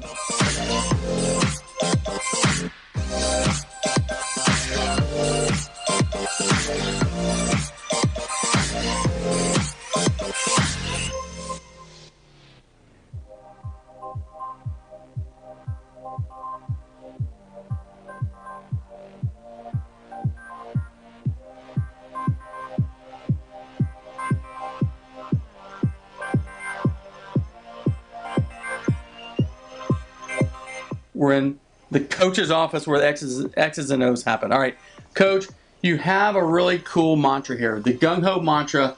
Kind of walk us through what that has meant to you. Well, you know, gung-ho, it's something that it's something that, you know, every championship caliber program has kind of got a belief statement. And a lot of times that belief statement, it's something that unless you're on the inside, you really, it's just almost like an alien concept to you. And that's gung-ho for us. Gung-ho is from Chinese, it means work together. And I mean, it goes way back. You know, it's thousands of years old, that statement. But the U.S. Marine Corps, you know, that's one of their mottos, along with Semper Fi and all. And gung ho for me means it's not just. You know, our program cannot be just one team. It's got to be everybody. It's got to be the whole athletic department. So all of our teams are gung-ho. You know, all of our coaches, that's one of the things when I interview coaches to come in here is I explain to them what gung-ho is, and I ask them, what do you think? When you hear the phrase gung-ho, what comes to mind? There's no job on this team that is beneath anybody. Right. You know, so that's what gung-ho is all about. Hey. Listen up, kids, family, businessman. That's a great mantra. All right, so talk about what's the most fun part of your job?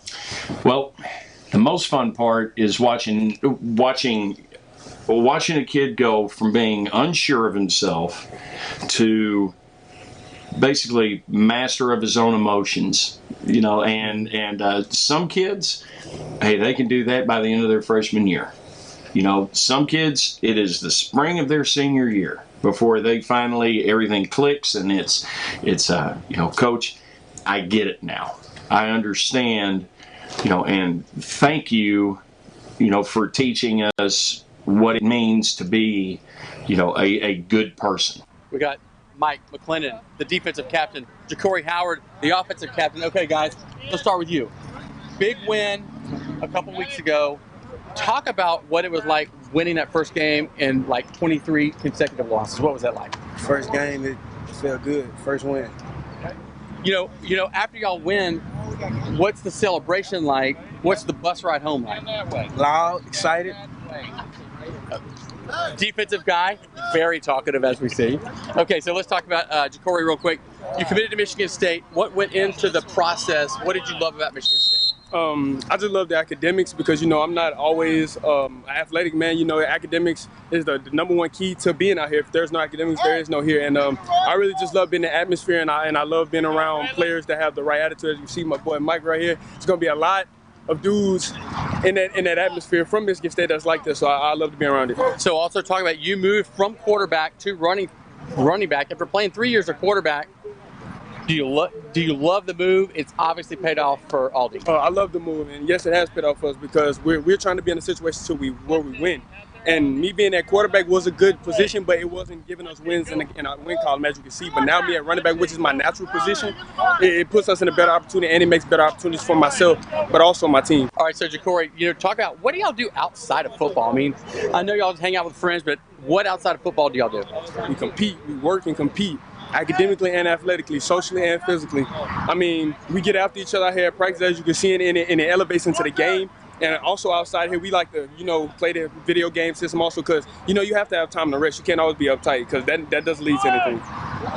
I'm officially obsessed with Aldine High School. The daily grind, here at Aldine High School. Talk about, what are some of the challenges you have here on a daily basis and how do you overcome them? I don't think we have enough time, to go through all the challenges. Right. But this is the best way I can put it for you.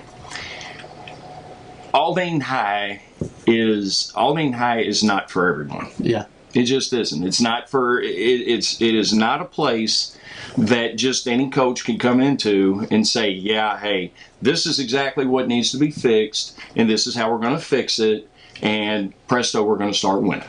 Mm-hmm. This is a program that, through various, for various reasons that, we make sure that we don't provide excuses for why the program is in the shape that it's in. What we do is we provide solutions, and we teach our guys, look for the problems. Don't run from them and don't ignore them. Look for them, because until you identify a problem, you'll never get it fixed. That's kind of what Aldine is right now. Right now we are actively searching for the things that have held us back for about the last decade. And as we find those, we confront them head on.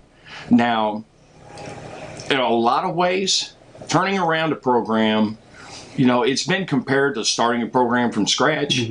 And with all due respect, I got to disagree. I've started a program from scratch, and that was a heck of a lot easier than what we're doing here.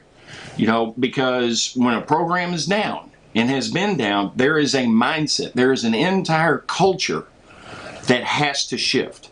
And one of my coaches out there, he's a military man. He likens what we're doing to basically turning around an aircraft carrier. Nick Saban put it best a couple weeks ago when he said, we live in a society where young people are just flat not used to hearing the word no anymore.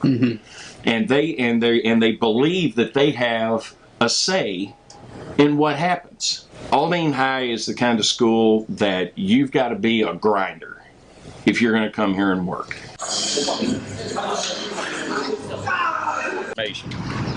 Who's going to escort you? Are you going to college, military, or work? You could impact so many kids here.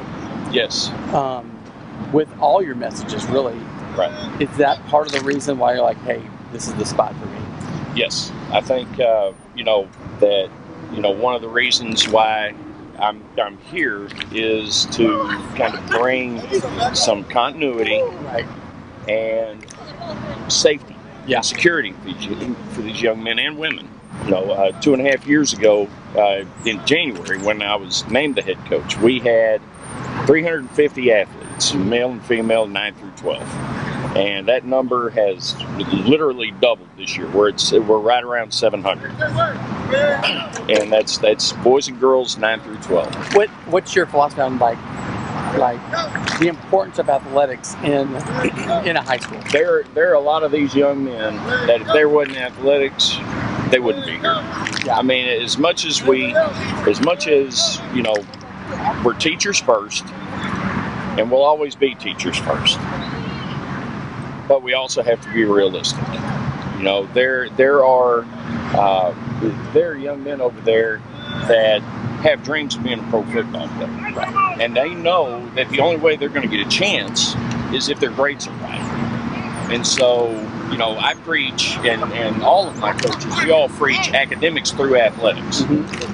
How does a business that hasn't been doing well not only get back on track, but then expand and overtake its competition? And that's kind of the model that we are using here with our program. not just football, but all of it.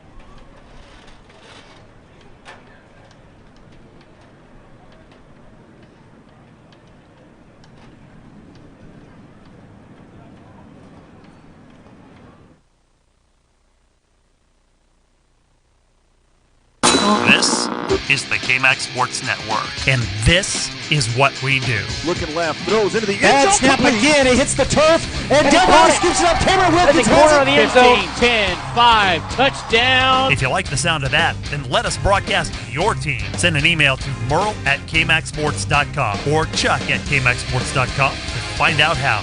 Bringing your teams to you since 2003. It's what we do. We are KMAX Sports.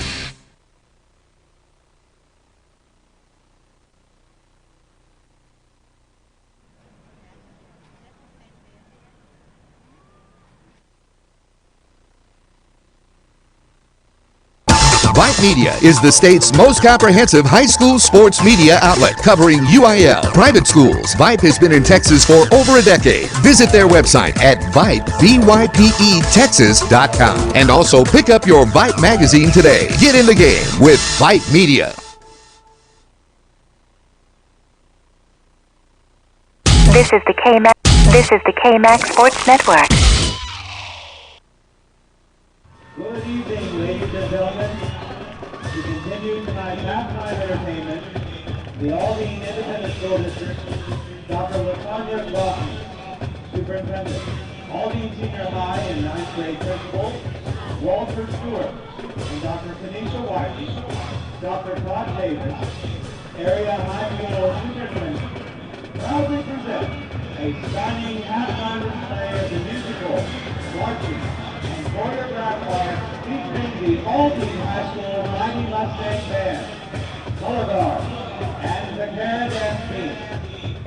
We begin our performance tonight with the award-winning the Cara Dance Team under the direction of Ms. Denise Daniel. The Cara officers are social officers, Shayla Hyman, Historian. Guadalupe Leha, Vice President. Gabriela Morales, President. Squad Leaders, Valerie Leha, Martha Beltran, Jimmy Gomez, Nancy Reyes, and Eisley Ruiz. Military Officer, Major Reina Lopez. Lieutenant Colonel, Jacqueline Reyes. Colonel, Elizabeth Ramos. The vicars of the week is Eisley Ruiz and Dina Grant. Spirit Girl is Shayla Hyman. The performance tonight is dedicated to the administration and staff. Thank you for all of your support. Tonight, the Vaquero dance team will be doing a jazz routine to finesse.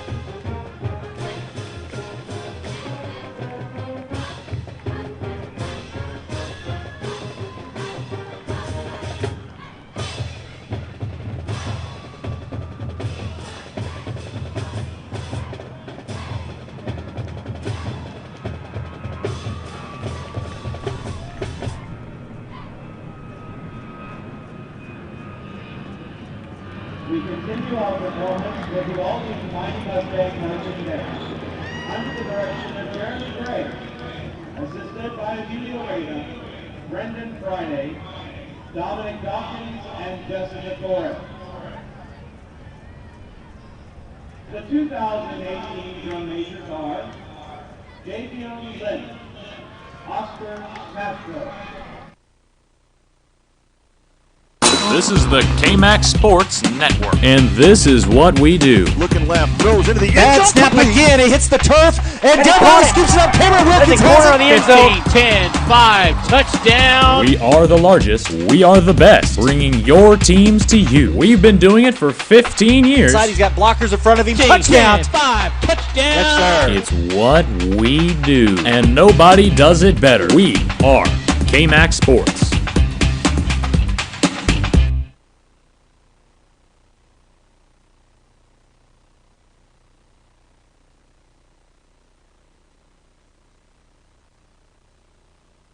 Vype Media is the state's most comprehensive high school sports media outlet covering UIL, private schools. Vype has been in Texas for over a decade. Visit their website at Vype, Vype, and also pick up your Vype magazine today. Get in the game with Vype Media.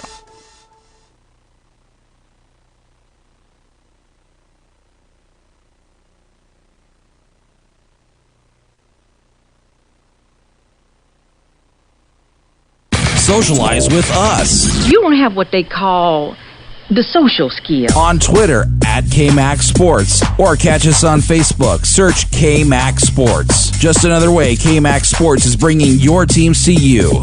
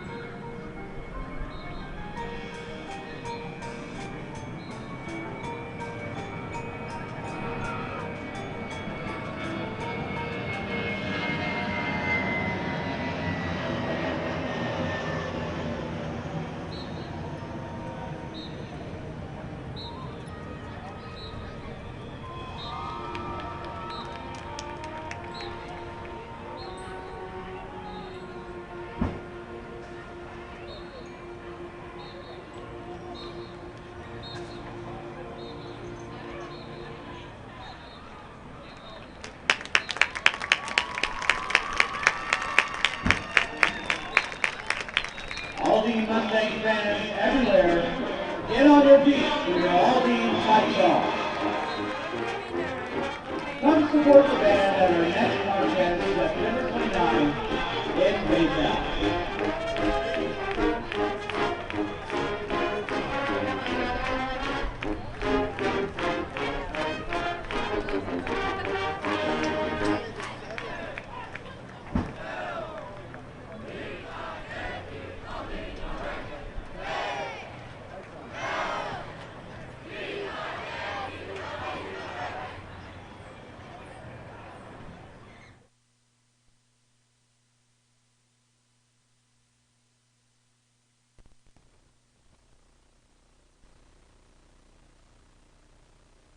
We hope you're enjoying tonight's broadcast. At KMAX Sports, we work hard to provide quality professional broadcasts to make it easier for the booster clubs with whom we work to find sponsorships. We ask that you please patronize these advertisers and thank them for supporting your team's broadcasts. You can help your booster club fund the broadcast by simply clicking on the donate button on KMAXSports.com. And if you're a fan of the other school, you can show your appreciation for tonight's broadcast by making a donation as well. Thank you in advance for your support. And now, let's take you back out to the game.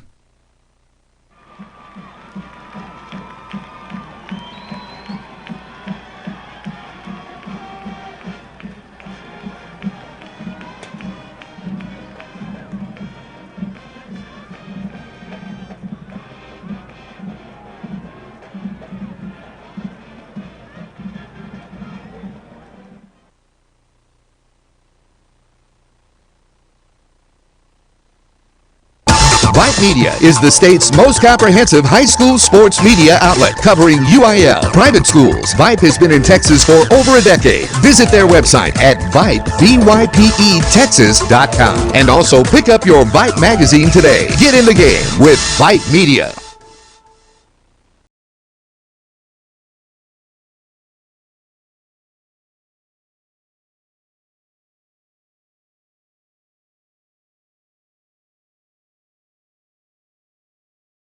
For the little Boston floors, she knows me well.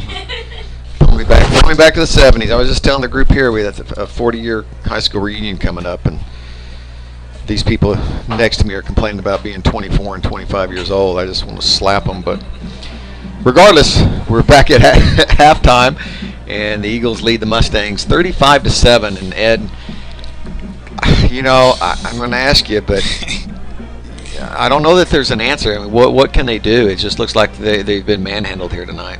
I mean, like I said, you have to trust the passing game. Even if you trade Toops out for like possessions here and there, and allow Ja'Cory Howard to like throw a few passes, if you're gonna win, if you're gonna come back, it's going to be through passing the football. It's no other way around it. Well, Aldine, as you remember, selected to receive in the second half, so they will get the football back deep for the Mustangs. Tremont Alfred and Lydell Johnson, and we're underway here in the second half. And at the 10, 15, and get outside. He does. Man, good pursuit. And that's been something that we've seen all night long from Eisenhower. They have had very good team pursuit. Absolutely, and I think you talk about their kicker getting tired, but you know when it comes to the kickoffs, he puts a lot of air on it and gets the Eagles time enough to get down there and, like you say, pursue the ball. That one he actually kept in the playing field. His last two had gone out of bounds, so he did rest up at halftime. Ramirez did. So here we go, second half. Aldine trailing big in this one. And they're back into the old same formation with Howard in the backfield with Tubes. You got to pass the ball, man. You got to pass the ball. It's calling for a passing game, but it'll be a handoff to Howard up the middle and a little shoe tackle. He'll fall forward for about 3 yards, but what's that? Is that number 23? 25. So Doswell in on the shoestring tackle. Be about 2nd and 7. Snap Tubes again, and the same play, running up the middle. And, fumbles the football, but he'll fall on top of it between his legs. Nobody knew it was out except for Howard. Speaking of fumbling the football, in his 5-yard touchdown game, he had a 60-plus yard touchdown run where he was shaking and moving and fumbled the ball, like just literally dropped it and picked it up in mid-stride for a touchdown. Kept going. That's how great of a night he was having that night. Just a yard to pick up. And another handoff up the middle. Nowhere to go. Can he drag a couple people forward? No, he won't get there. He'll be close. And had he not hesitated, he might have been able to pick that up, but there was really nowhere to go. And what do you do here, Ed? Are you going to go for it? I mean, you almost have to, right? You go for it, but if you go for it, you're going to pass the ball probably. And like I keep saying, that's just leading to predictability. It's only a yard pickup, and yard pickup. They'll trust Howard with the run game for 1 yard. 4 up front, 3 linebackers right behind him. The snap, and again, right up the middle. And I think he'll pick up the first down. It was going to be close. Might have to bring out the chains for that one, Mr. Joe. It's going to be close. But they're going to give it to him. So first down, good call by Simler. And again, when you're down 35-7, you might as well try and go for it because you've got to score one way or another. You don't got much to lose. And again, it's been the Howard show. No throws from Toops yet in this set. Same formation, snap, another handoff. Fake to Howard. Then Toops around to the right side. He's got a little bit of running room. And he picks up about 4. And a late flag. And we have a man down. So big number 66 for Eisenhower.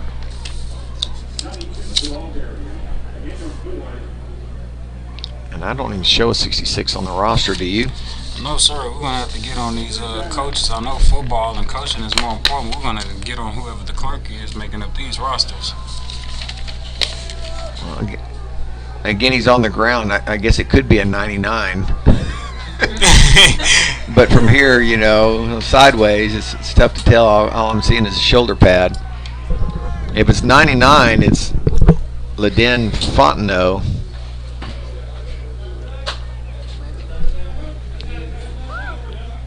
Well, it is 99. I hear the coaches saying it is 99. Okay. So, no, I wasn't playing tricks on y'all. I take back what I said about the coaches. No, Jaden. Mr. Jaden Fontenot. I take back what I said about the coaches. Y'all been doing a good job with these rosters. It's all love. It's all love. It's all love. Well, he was upside down. I mean, right. Yeah. We can only do so much up here. I'd get good to see numbers. And right now, Aldine, they're moving the ball. That's good, but you're running the ball and you're steady running time off the clock. And so, obviously, if you're trying to make a comeback, you want to score quickly and efficiently, and use the time, use the clock to your advantage. And a roughing penalty, and that moves the ball all the way out to the 49-yard line. If that's the case, if I'm Aldine, I'm gonna have to ask Toops to take a few more hits for the team. Defensive backs are way back playing off the wide receiver. Oh, there's a false start there. And good job by number 25 to get the false start on the left side. Doswell was egging him on, and it'll be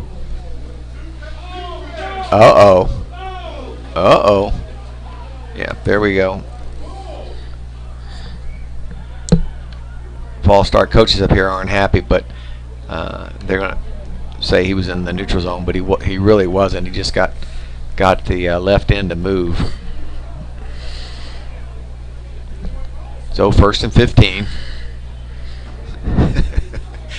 Howard pats Toops on the head. And we're set to go. Snap direct to Toops, hand off to Howard. Good, cuts back the left side. Can he break it free? No.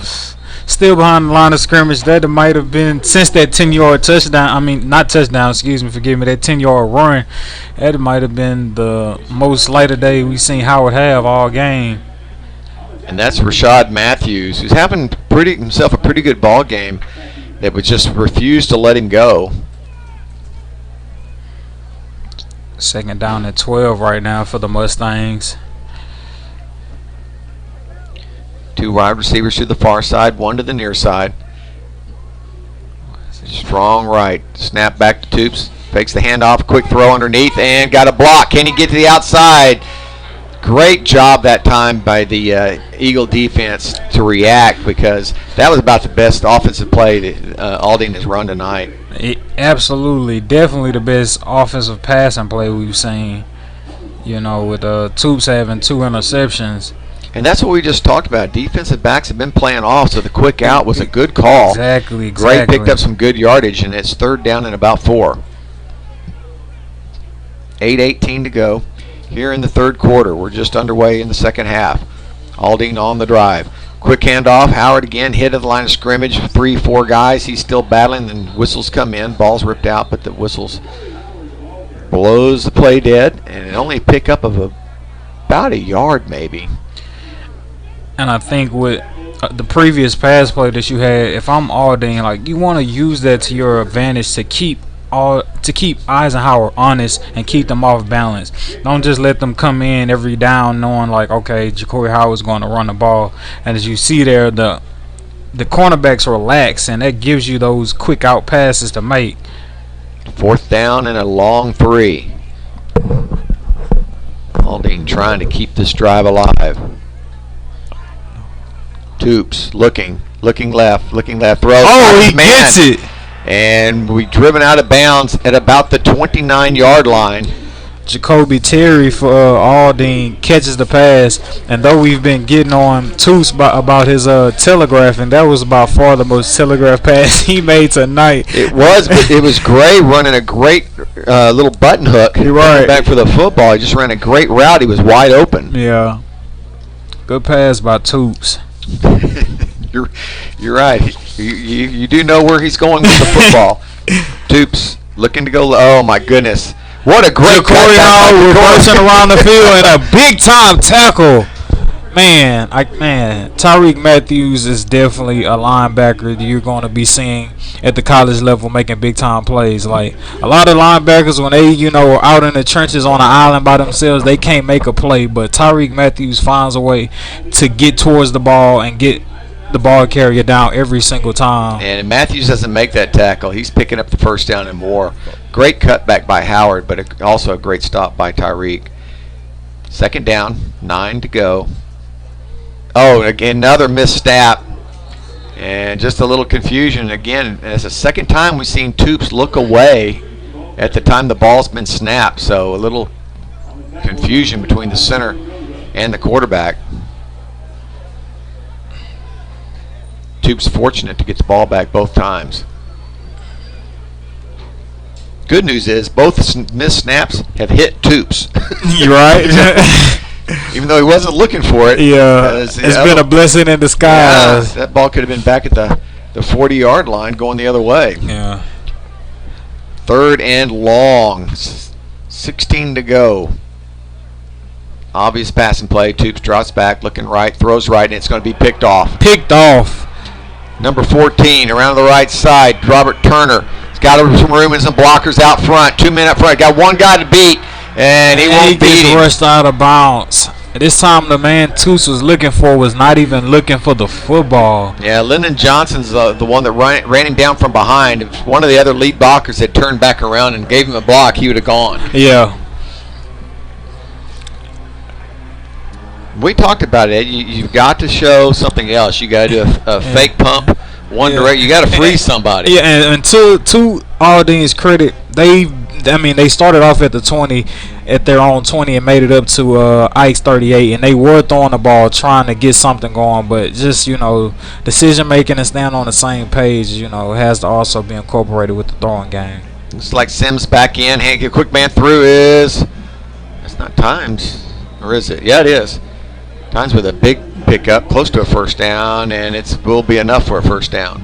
Like you said, Sims is back in, and you wonder if he's going to get a chance to actually redeem himself and actually throw the ball this go around. With the ball being on the 19, this is kind of like passing / running area at the same time for the Eagles. Another handoff at times. He'll fight for a couple of yards. It'll be 2nd and 8. Well, also, Sims is a junior, and Brooks is a senior. So it may be just an opportunity to get your senior a little bit of playing time in a game that you feel like you have a handle on. True. But that bodes well for the Eisenhower. You got a junior quarterback that's your Right. starter. You're gonna have him Exactly. for another year. Yeah.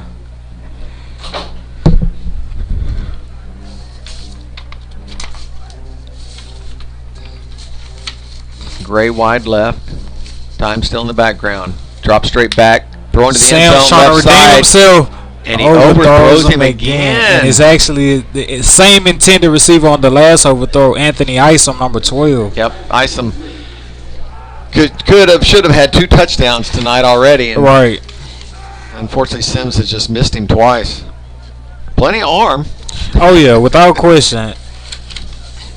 For the most part, when he does have to throw the ball in tight spaces, he actually, is on target. And when you check out his overthrows, those are when just like there's no real pressure. So maybe this is a guy who just needs pressure to actually connect. Stop it. Jonathan Time still in the backfield. Sims rolls left, looking in the end zone. He's got a man across the middle, but he'll throw it across into the left flats. It's going to be close to a first down. See where they mark it. He hit your boy that time, number 12, Anthony Isom, coming across. Gray had actually broke free coming across the middle in the end zone, but it was a little bit late for Sims to see. And it'll be 4th and about a yard, and they're going to go for it. 4th and 1. I think you can pretty much assume the ball's going to go to Guidry here. I don't really think there's too much to think about with this play.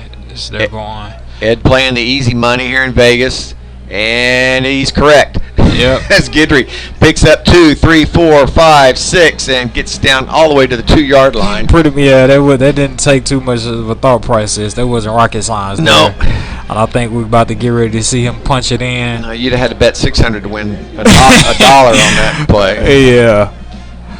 It was Guidry all the way. 3:26 here left in the 3rd period. No scoring yet here in the second half, but the Eagles are 2 yards away. Both teams, for the most part, have been eating up the clock with the running game. Snap back to Sims. Hand off to Guidry left side. Oh, that's a walk-in. And he will turn the corner untouched as he beats everybody to the end zone. And it's another touchdown for the Eagles. Outran Cecil McDaniel on the left side. You talk about Sims being a junior. Guidry is a junior as well, and so with the way he's running the ball, I mean, last year, like I said, he's a transfer from Houston Christian, and his biggest game last year was a 250-yard game with 2 touchdowns. So that just shows you what he's capable of. Kind of scary. Very much so scary. Like we say, as Eisenhower gets the field goal, Guidry is the type of player where when he runs, it's like I'm running in your mouth every single time. There's nothing you can do about it. 42-7, the Eisenhower Eagles over the Aldine Mustangs with 3:03 left to play here in the 3rd period. We'll take a quick break. You are watching KMAC Sports Vype Network. We hope you're enjoying tonight's broadcast. And while all of us at the KMAC Sports Network are huge football fans, we broadcast more than just football, you know. In fact, KMAC Sports proudly broadcasts volleyball, girls and boys basketball, softball, baseball, soccer, lacrosse, and more. For more information on how you can help KMAC Sports broadcast any of those sports, just reach out to chuck@kmacsports.com or merle@kmacsports.com or contact that sports booster club directly.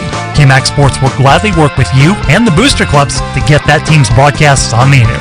And if you're a fan of the other team, well, we can broadcast your team's games too. We realize that, yes, even in Texas, there's more to life than just football. KMAC Sports, bringing your teams to you for 14 years. Welcome back to Thorne Stadium. Joe Hollier with Ed McFarland as we bring you live action between the Eisenhower Eagles and the Aldine Mustangs, and it's been all Eagles here tonight. 42-7. with 3:03 left to play in the third period, and Ramirez sets to kick this one away. Comes down about the 15-yard line, all around the left side, tries to cut back, runs into his old man. Now they got a little crease and fumbles the football, but it ends up landing on top of him. But a nice return for Lydell Johnson. And the Mustangs with pretty good field position to start out. They'll take over at the 33-yard line. I think it's fair to say that this is Aldine's best return all game in terms of just the field position that they have. May have been better had he not cut back into his own man, but definitely a nice little return. Snap, handoff to Howard, left side, hit immediately, falls forward for 1 or 2. I know you're tired of hearing that, but that's about that's all we got for you folks. I'm sorry, and I think that's all Aldine got for you too.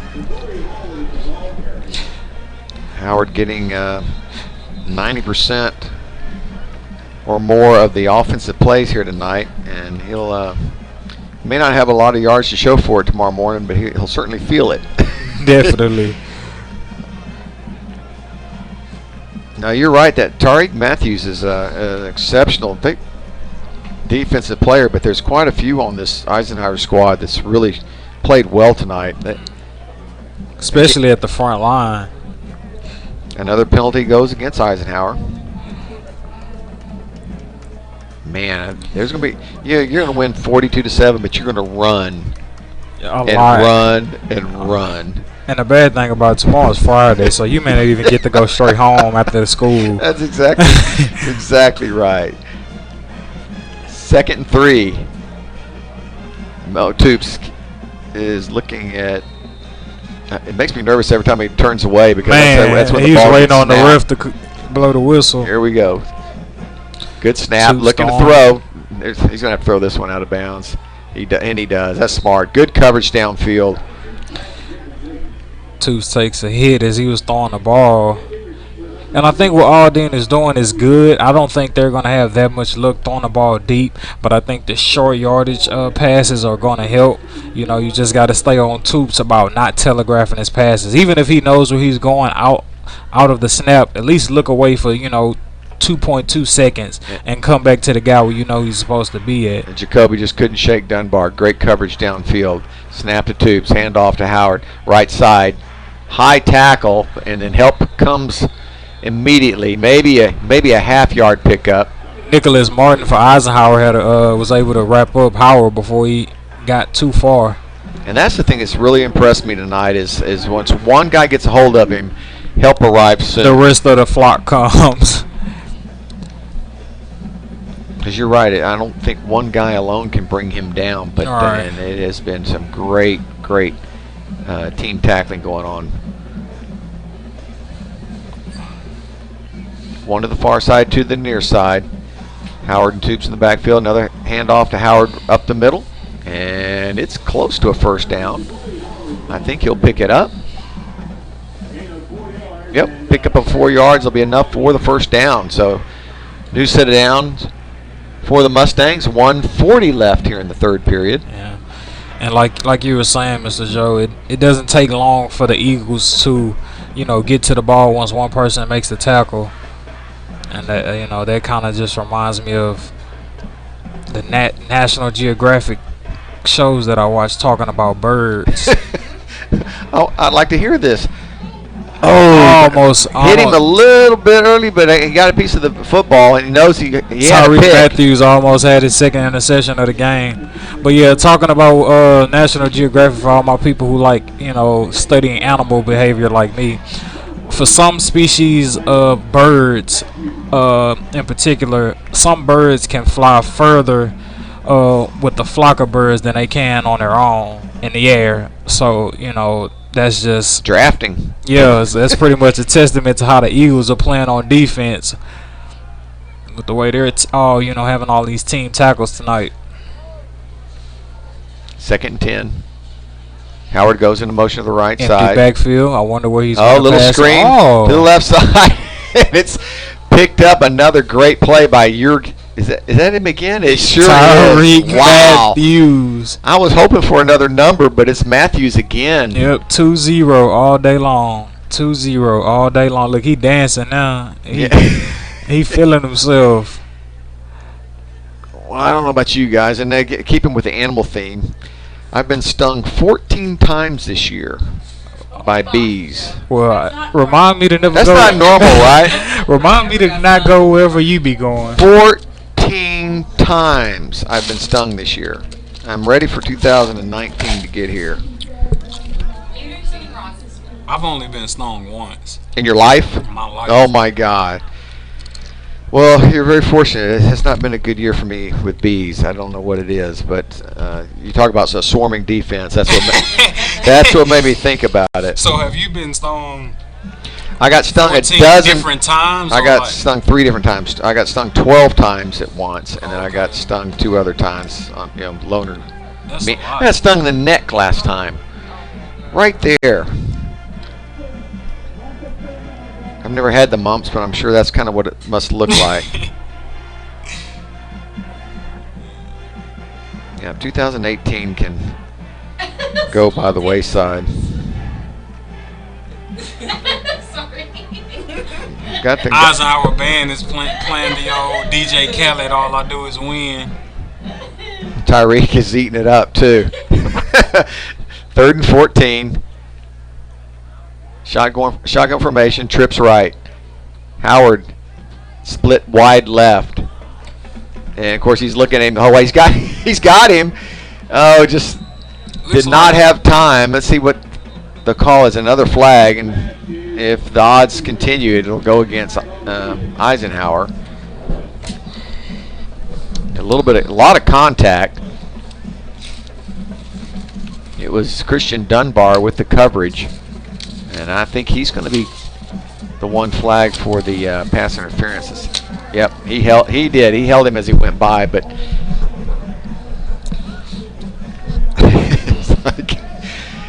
I give Eisenhower credit. I mean, they're throwing the ball to him, but they're still doing the one-on-one coverage. Yeah. And Toops does not have long to get rid of the football. He's on this drive alone. He's probably gotten hit every time he's released the ball. Shotgun formation again. Howard again split left. Dunbar on him. Looking at him, man. He'll take it right up the middle. They'll hide behind his center, and he'll pick up 2 yards.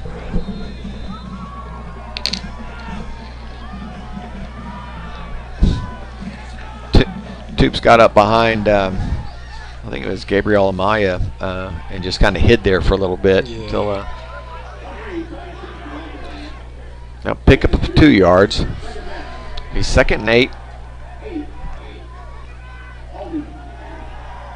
Man, that middle front for Eisenhower has been tough. Howard around the left side, and 3 more guys pile on top of him. Pick up about 3.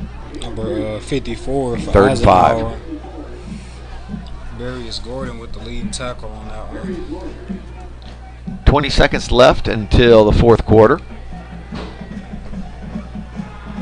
See if they elect to wait and let this run off. I think they're going to. Yep. So they're going to let this run off into the 4th quarter, and it's been the Eisenhower show here, Ed. And on defense, absolutely. Absolutely. Well, we'll take a quick break, come back, and bring you the last quarter of this contest between the Eagles and the Mustangs. You're watching KMAX Sports Vype Network.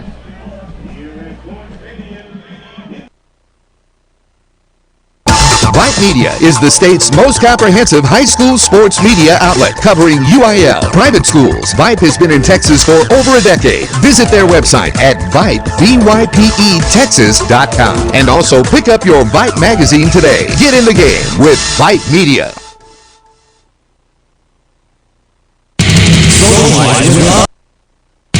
Socialize with us. Yeah, man, I'll tell you what, that dang old internet, man, you just go on there and point and click. It's real easy, man. On Twitter at KMAX Sports, or catch us on Facebook. Search KMAX Sports. Just another way KMAX Sports is bringing your teams to you.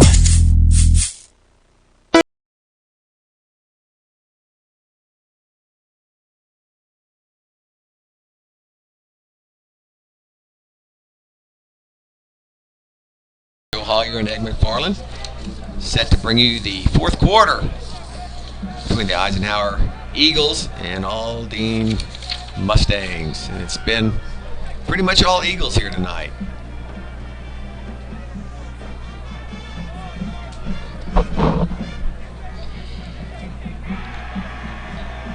Mustangs have moved the ball, and they're going to go deep. Wow, what a pass! It's almost picked off again. But Toops does have the arm. He got some heat rock. And in and out of the hands of Robert Turner, and that's Howard had to end up playing defense there right there. Yep. And actually popped Turner pretty good. Turner getting up slow. I wouldn't want Howard to fall on top of me either. And a timeout, an official timeout. They're going to reset. And it'll be 4th and 6th. And Aldine with no choice but to try and go for it here. Howard in the backfield this time. There's a snap, good snap. And a little screen pass to Howard, right side. He'll have to break a few tackles. He gets by one man, and again, great pursuit. Not sure if the ball came out. Nope, they're going to rule him down. So only pick up 3 yards. He needed 3 more for the first down. And Eisenhower will take over on downs. You gotta wonder if Ja'Cory Howard never had the type of game he had against Sam Houston, would Eisenhower be so privy to, come out and be like balls out defense on Howard? Well, three games, 700 yards. Yeah. He didn't get that 700 yards in one game, so yeah, I think they still would have keyed on him. Because probably all I had to do go back and look at any one of those 3 games, and you know who's getting the football. Right, exactly. But you're right. It's a kind of a mixed blessing or curse, if you will. Just on Farmer. And that'll go personal foul. Brooks has made it back in at the quarterback for Eisenhower. Against Eisenhower, another penalty. Man, oh man. It's got to be nice to have so many penalties, almost as much as you have points, and still be up. Just throwing that out there. I'm telling you, that they have.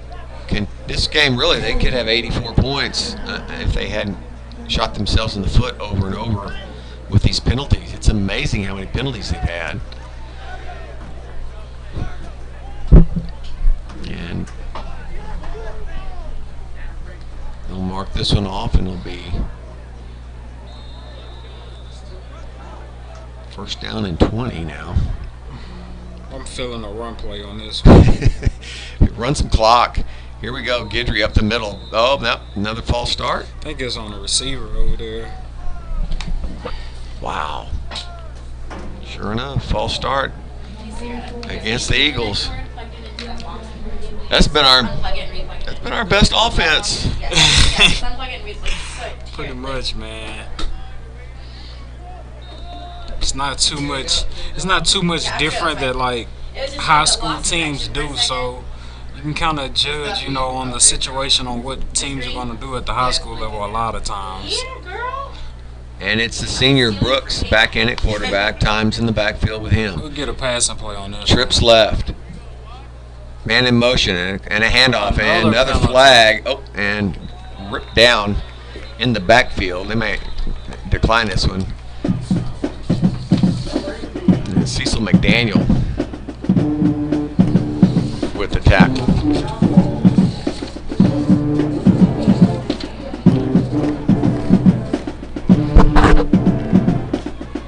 Oh my goodness.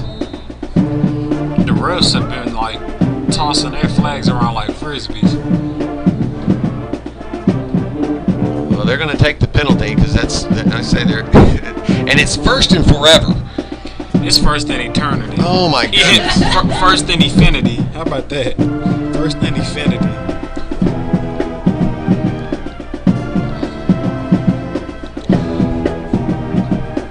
Eagles need. And they call a timeout.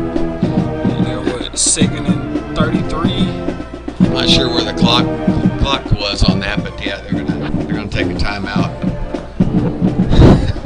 rather than get another penalty. Right. This has been quite a defensive drive for Aldine. They pushed them back bit by bit, piece by piece, yard by yard. I mean, this started out where? At the 46, and they're all the way back to the 20 now. Man, I almost kind of want to go to practice tomorrow to see what happens. Yeah, right. I may have to follow up with that. Hit up practice tomorrow. See if you have any friends over there that can go see how many stairs they end up running. Hit up practice during the athletic period and see what the up downs are looking like. I know in the Chronicle tomorrow I'm going to look at penalties and yardage because it's got to be a staggering number. Yeah. Especially to be up 42-7. Right. Exactly. Brooks alone in the backfield. Now takes that ball. He's going to fumble. Ball out. They're going to say he's throwing the ball or no. I think it's going to be ruled a fumble, isn't it? That definitely should be a fumble. Mike McLennan. He's the Aldine's defensive captain. What a way to lead by example.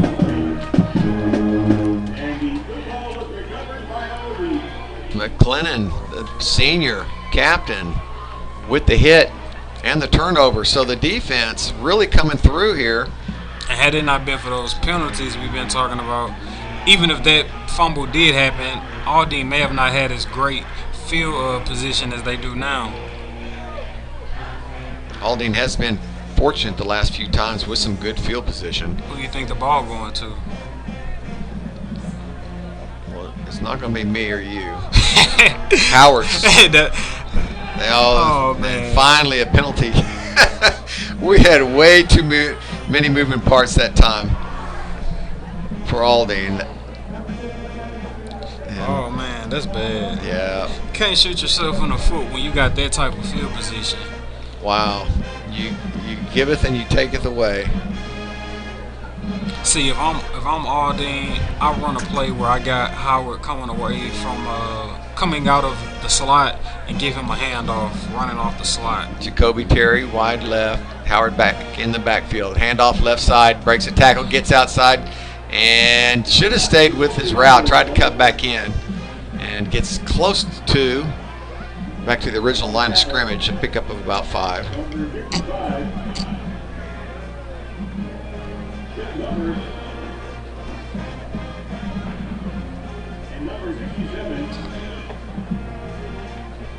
And it'll be second down and 10.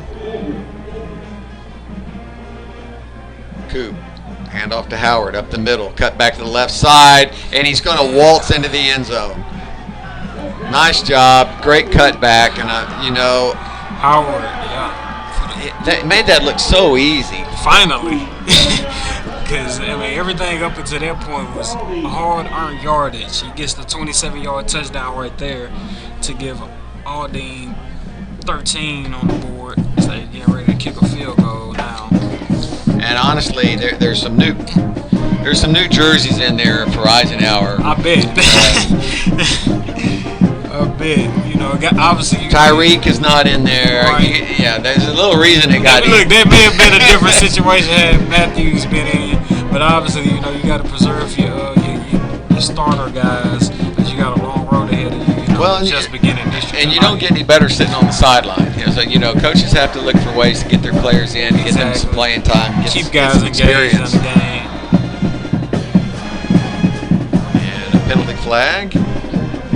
Let's see what this one is. And it's a false start. Back Aldine up.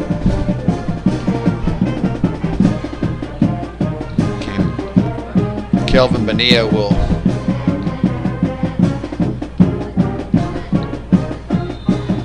try and kick this one from about 25 yards out.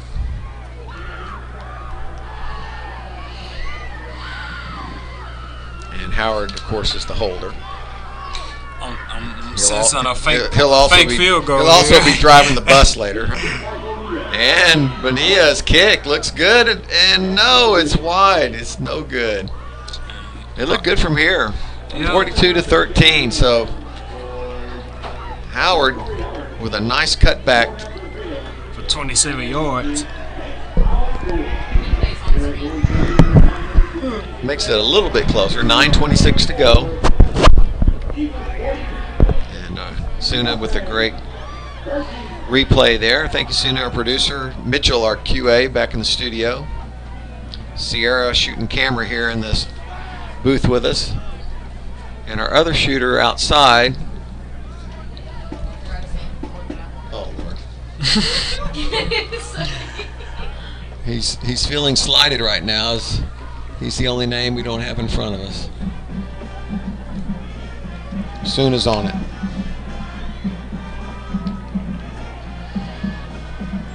Sierra feels pretty bad putting him out there with the mosquitoes, but not terrible. I got to give it to you, Mr. Joe. The Ike players do look a bit smaller now out there on the football field. Yep, got some new fresh jerseys in there. And you just figured something was up with the way it's the same running play, and he goes untouched. Something was different. All of a sudden, how does Eisenhower not pick up on that? Something was a little bit different. His name's Cardell. What is it? Cardell Armstrong. Cardell? Cardell Armstrong. Cardell Armstrong is our little onside kick, and it's still loose. They had so many chances to grab it. It was like everybody was looking around for the other guy to grab it. Yeah. It was like, I don't want it, you get it. I don't want it, you get it. There was literally time for you to get up, run down the stairs, and get that football. And call you down for assistance. Man. The good kick. Great kick there. You see the coach dapping him up there, dapping up the Aldine kicker. Just showing him props for a real good kick, because that kick really got a real nice bounce on it. Yeah, Bonilla did his job. He put it out there, and just like nobody wanted it. Yeah, Guidry still in at the running back position, so you know what that means. Well, they're going to run some clock. It's all right. There's Guidry on the left, cut back up the middle, hit the 40, the 35, runs over another player, and it's finally dropped around the 46-yard line. Should be enough for a first down. I'm going to just go on the record and say I think Guidry would run over his grandma if he had to. Guidry has definitely been motivated tonight. Be fun to see what he does next year, too, if he can stay healthy.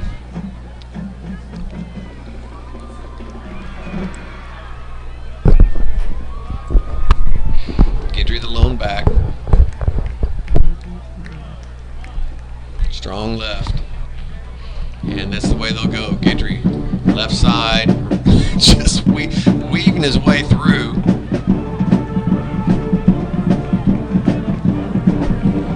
Short pickup of about 3 yards. Man, great job of blocking on the outside. Now you got Toms coming in, giving Guidry a breather. Travion Newsom just moving the stack.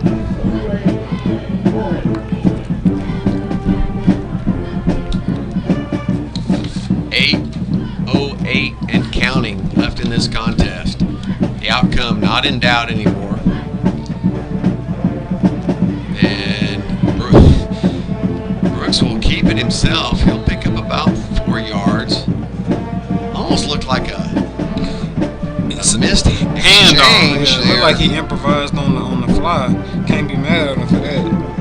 I know Eisenhower has had some really big plays with their run game and passing game, and you can't let that go unnoticed without recognizing the big uglies, as they like to call them in the football world.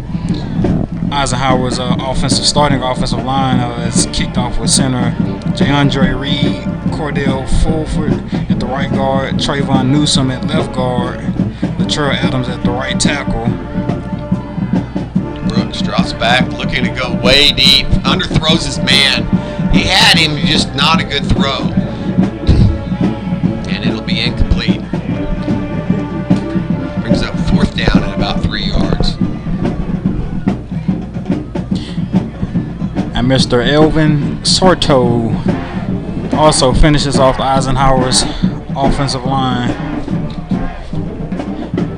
It seems like your quarterback and your running back should probably be bringing them breakfast in the morning, don't you think? Savon Guidry checks in for the Eagles. Brooks still in there at quarterback.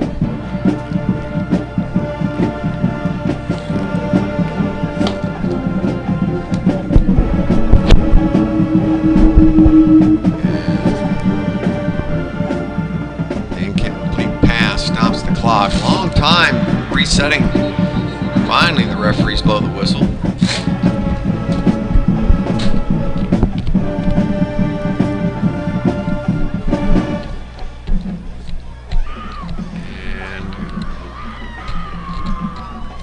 There's no rush at all going on here. 6:55. And they're going to take no the sense of timeout. urgency. Don't seem like they got nowhere to be tonight. The clock is everybody's friend and enemy at the moment. 6:52 to go in this one. Eagles up 42-13. We'll take a quick short timeout and come back with the rest of this broadcast. You are watching KMAX Sports Vype Network. The state's Vype Media is the state's most comprehensive high school sports media outlet covering UIL, private schools. Vype has been in Texas for over a decade. Visit their website at Vype, VYPETexas.com. And also pick up your Vype magazine today. Get in the game with Vype Media. Hey, have you liked us on Facebook yet? Whoa, stop right there. Well, why not? Search KMAXSports.com and like us now. Welcome back, everybody. Joe Hollier and Ed McClendon ready to finish this one off. 6:52. Quarterback keeper around the left side, and a great hit in the backfield. Number 36, Dylan Jackson, coming up and making the tackle for a loss. And Aldine will take over on downs. Man, that was a nice hit. Deion Allen, he made the mistake by not running north and south and running east and west on that handoff. Allen has had a tough night. Man, talk about it. This is not going to be a highlight reel for him. He's been instrumental in this game, just not in a good way. Yet his team is up 42-13. And if Aldine was actually in this game, all signs would lead to Allen being the reason for it. Not a big crowd for either team here tonight. And in motion, handoff underneath. Can he get around the outside? No, it'll be a loss of about 3 yards. Lydell Johnson is the man to be dropped for the loss. But I like the play call, something different.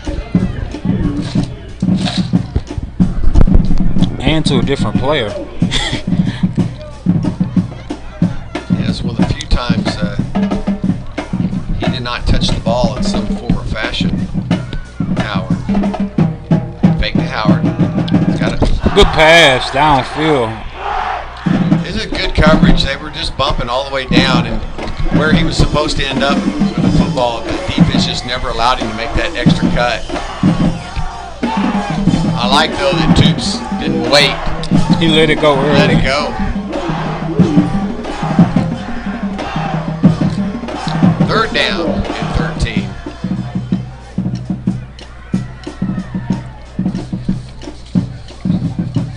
That stops the clock with 6:01 to play.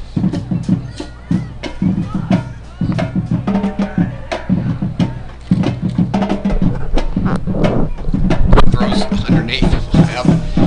Great pursuit that time as the Eagles snuffed that one out. Looked like big number 40, Adrian Flowers. Coming into the game, Aldine defense was giving up 42 points, and Ike was giving up 44. And unfortunately, if you're an Aldine fan, unfortunately the Mustangs have held Gray holding his right hand.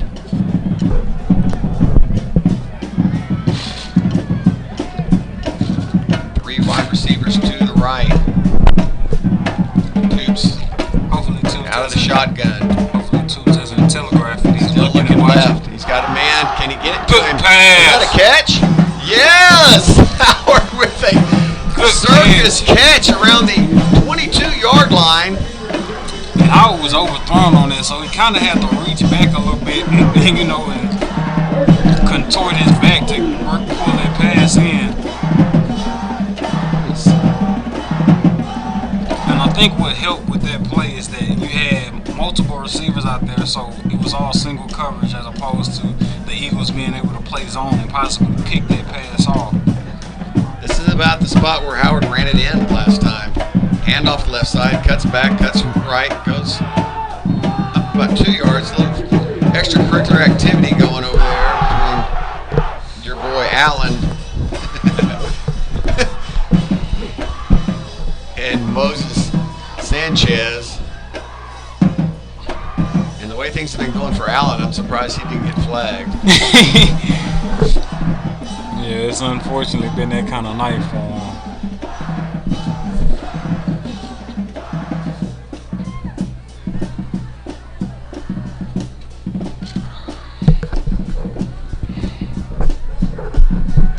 Tubes, look in the end zone. He's got a man in the corner. If he doesn't underthrow him, he gets Hey, you go, Tubes! Wow, nice job, Tubes, getting it out there on the fly. Lydell Johnson with the catch and the touchdown. That was a 19-yard touchdown pass, and what was beautiful about this, unfortunately it took so long, but Tubes actually surveyed the field and then telegraphed that pass. He looked left, and that's, of course, that's where Howard was right, and that's drew everybody's attention.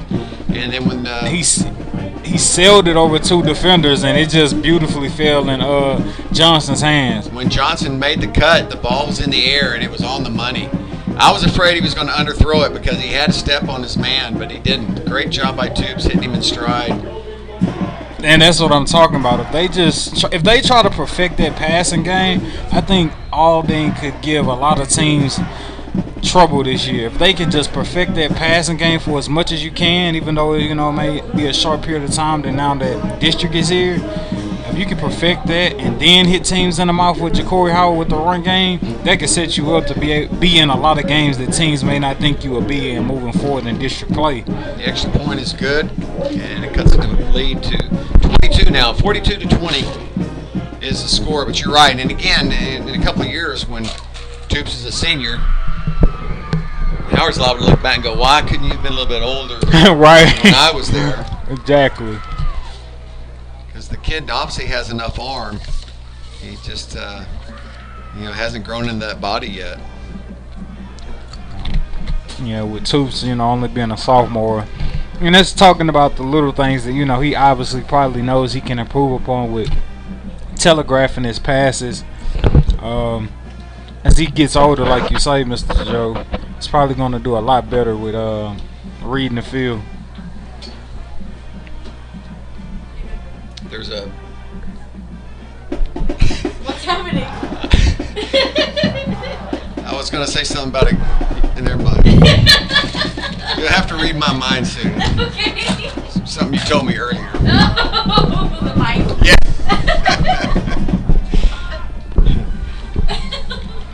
I'm pretty sure this time you see Ike, they're not playing too far back. They're trying to play for the onside kick by Aldine, because Aldine, they struggle, but they showed that they're not trying to give up at all. No, and at this point you might as well try it. It's a great experience and a good thing to practice. It's not going to catch anybody surprise, but you got to try it. I want to know. It's on the ground. I want to know. All you gotta do is jump on it. Oh man, 2 golden opportunities. If I'm the coaches for Eisenhower, they are looking at the ball. I don't know what this about. They're probably thinking, oh, it got to travel 10 yards. You should know when the ball is traveled 10 yards. And they're literally looking at the ball as if the ball has a disease of some sort.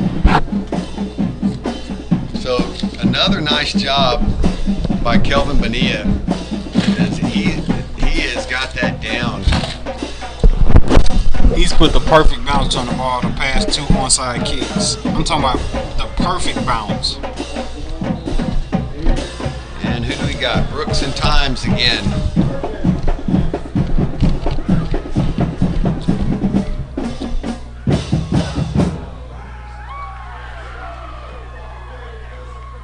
Handoff Times, left side, and he won't get. I don't think he'll make it back to the line of scrimmage because somebody woke up Dylan Jackson. Jackson has had a couple of very nice plays.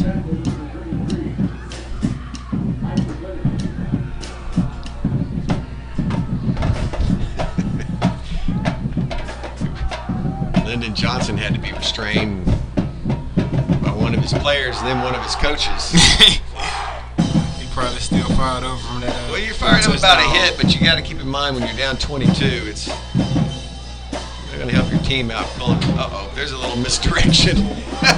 Mishap, and it's going to work out well.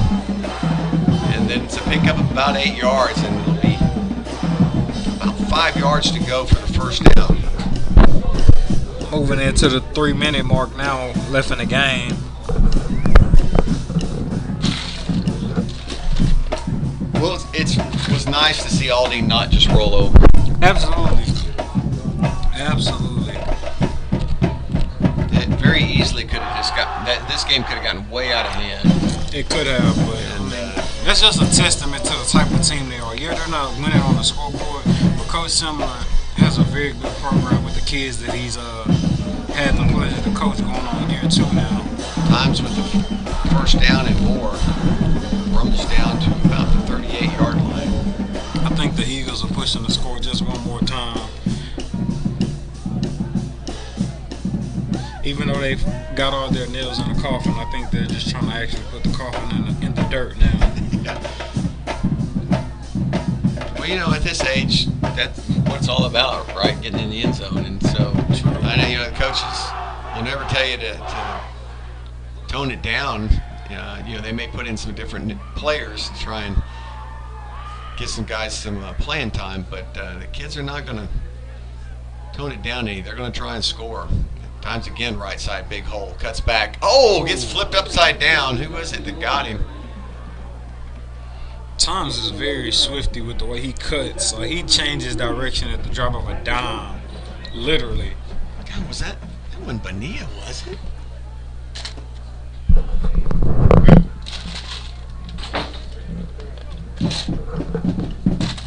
I just saw it too.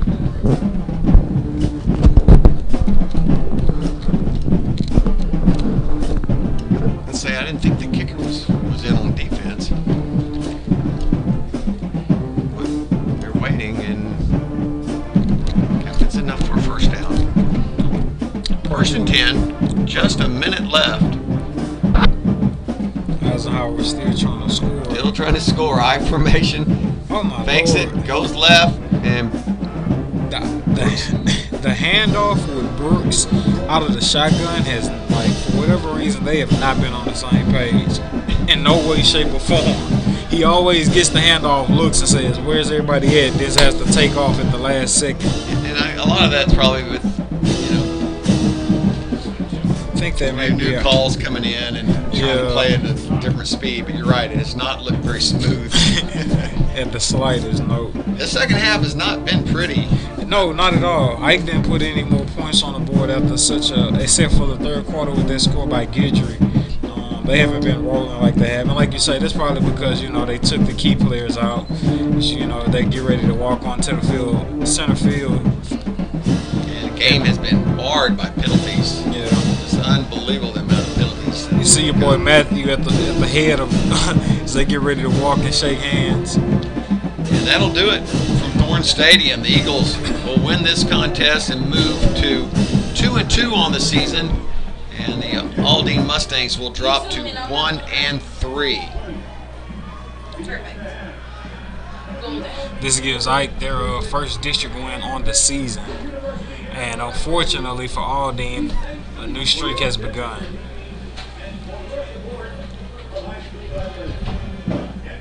Watch the two teams shake hands at midfield. And Ed, I appreciate you coming out and doing the game with us. It's, again, I think you're like me, and that kind of hope for a better contest and see something. Oh yeah. Absolutely, but it was a pleasure being in your presence, man. You're a legend, and I'm glad that I was able to learn the ropes with you today. I'm no Chuck Licata, but we'll take what they get. We had some good shooters here today.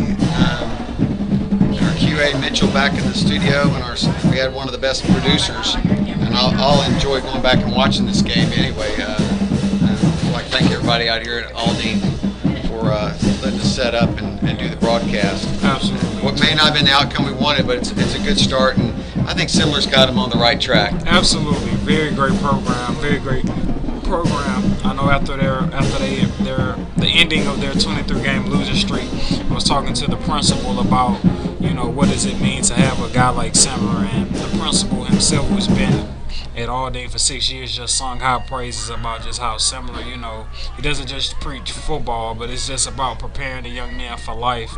And, even when you do have games like this, as you can see, not giving up and finishing strong to the final horn.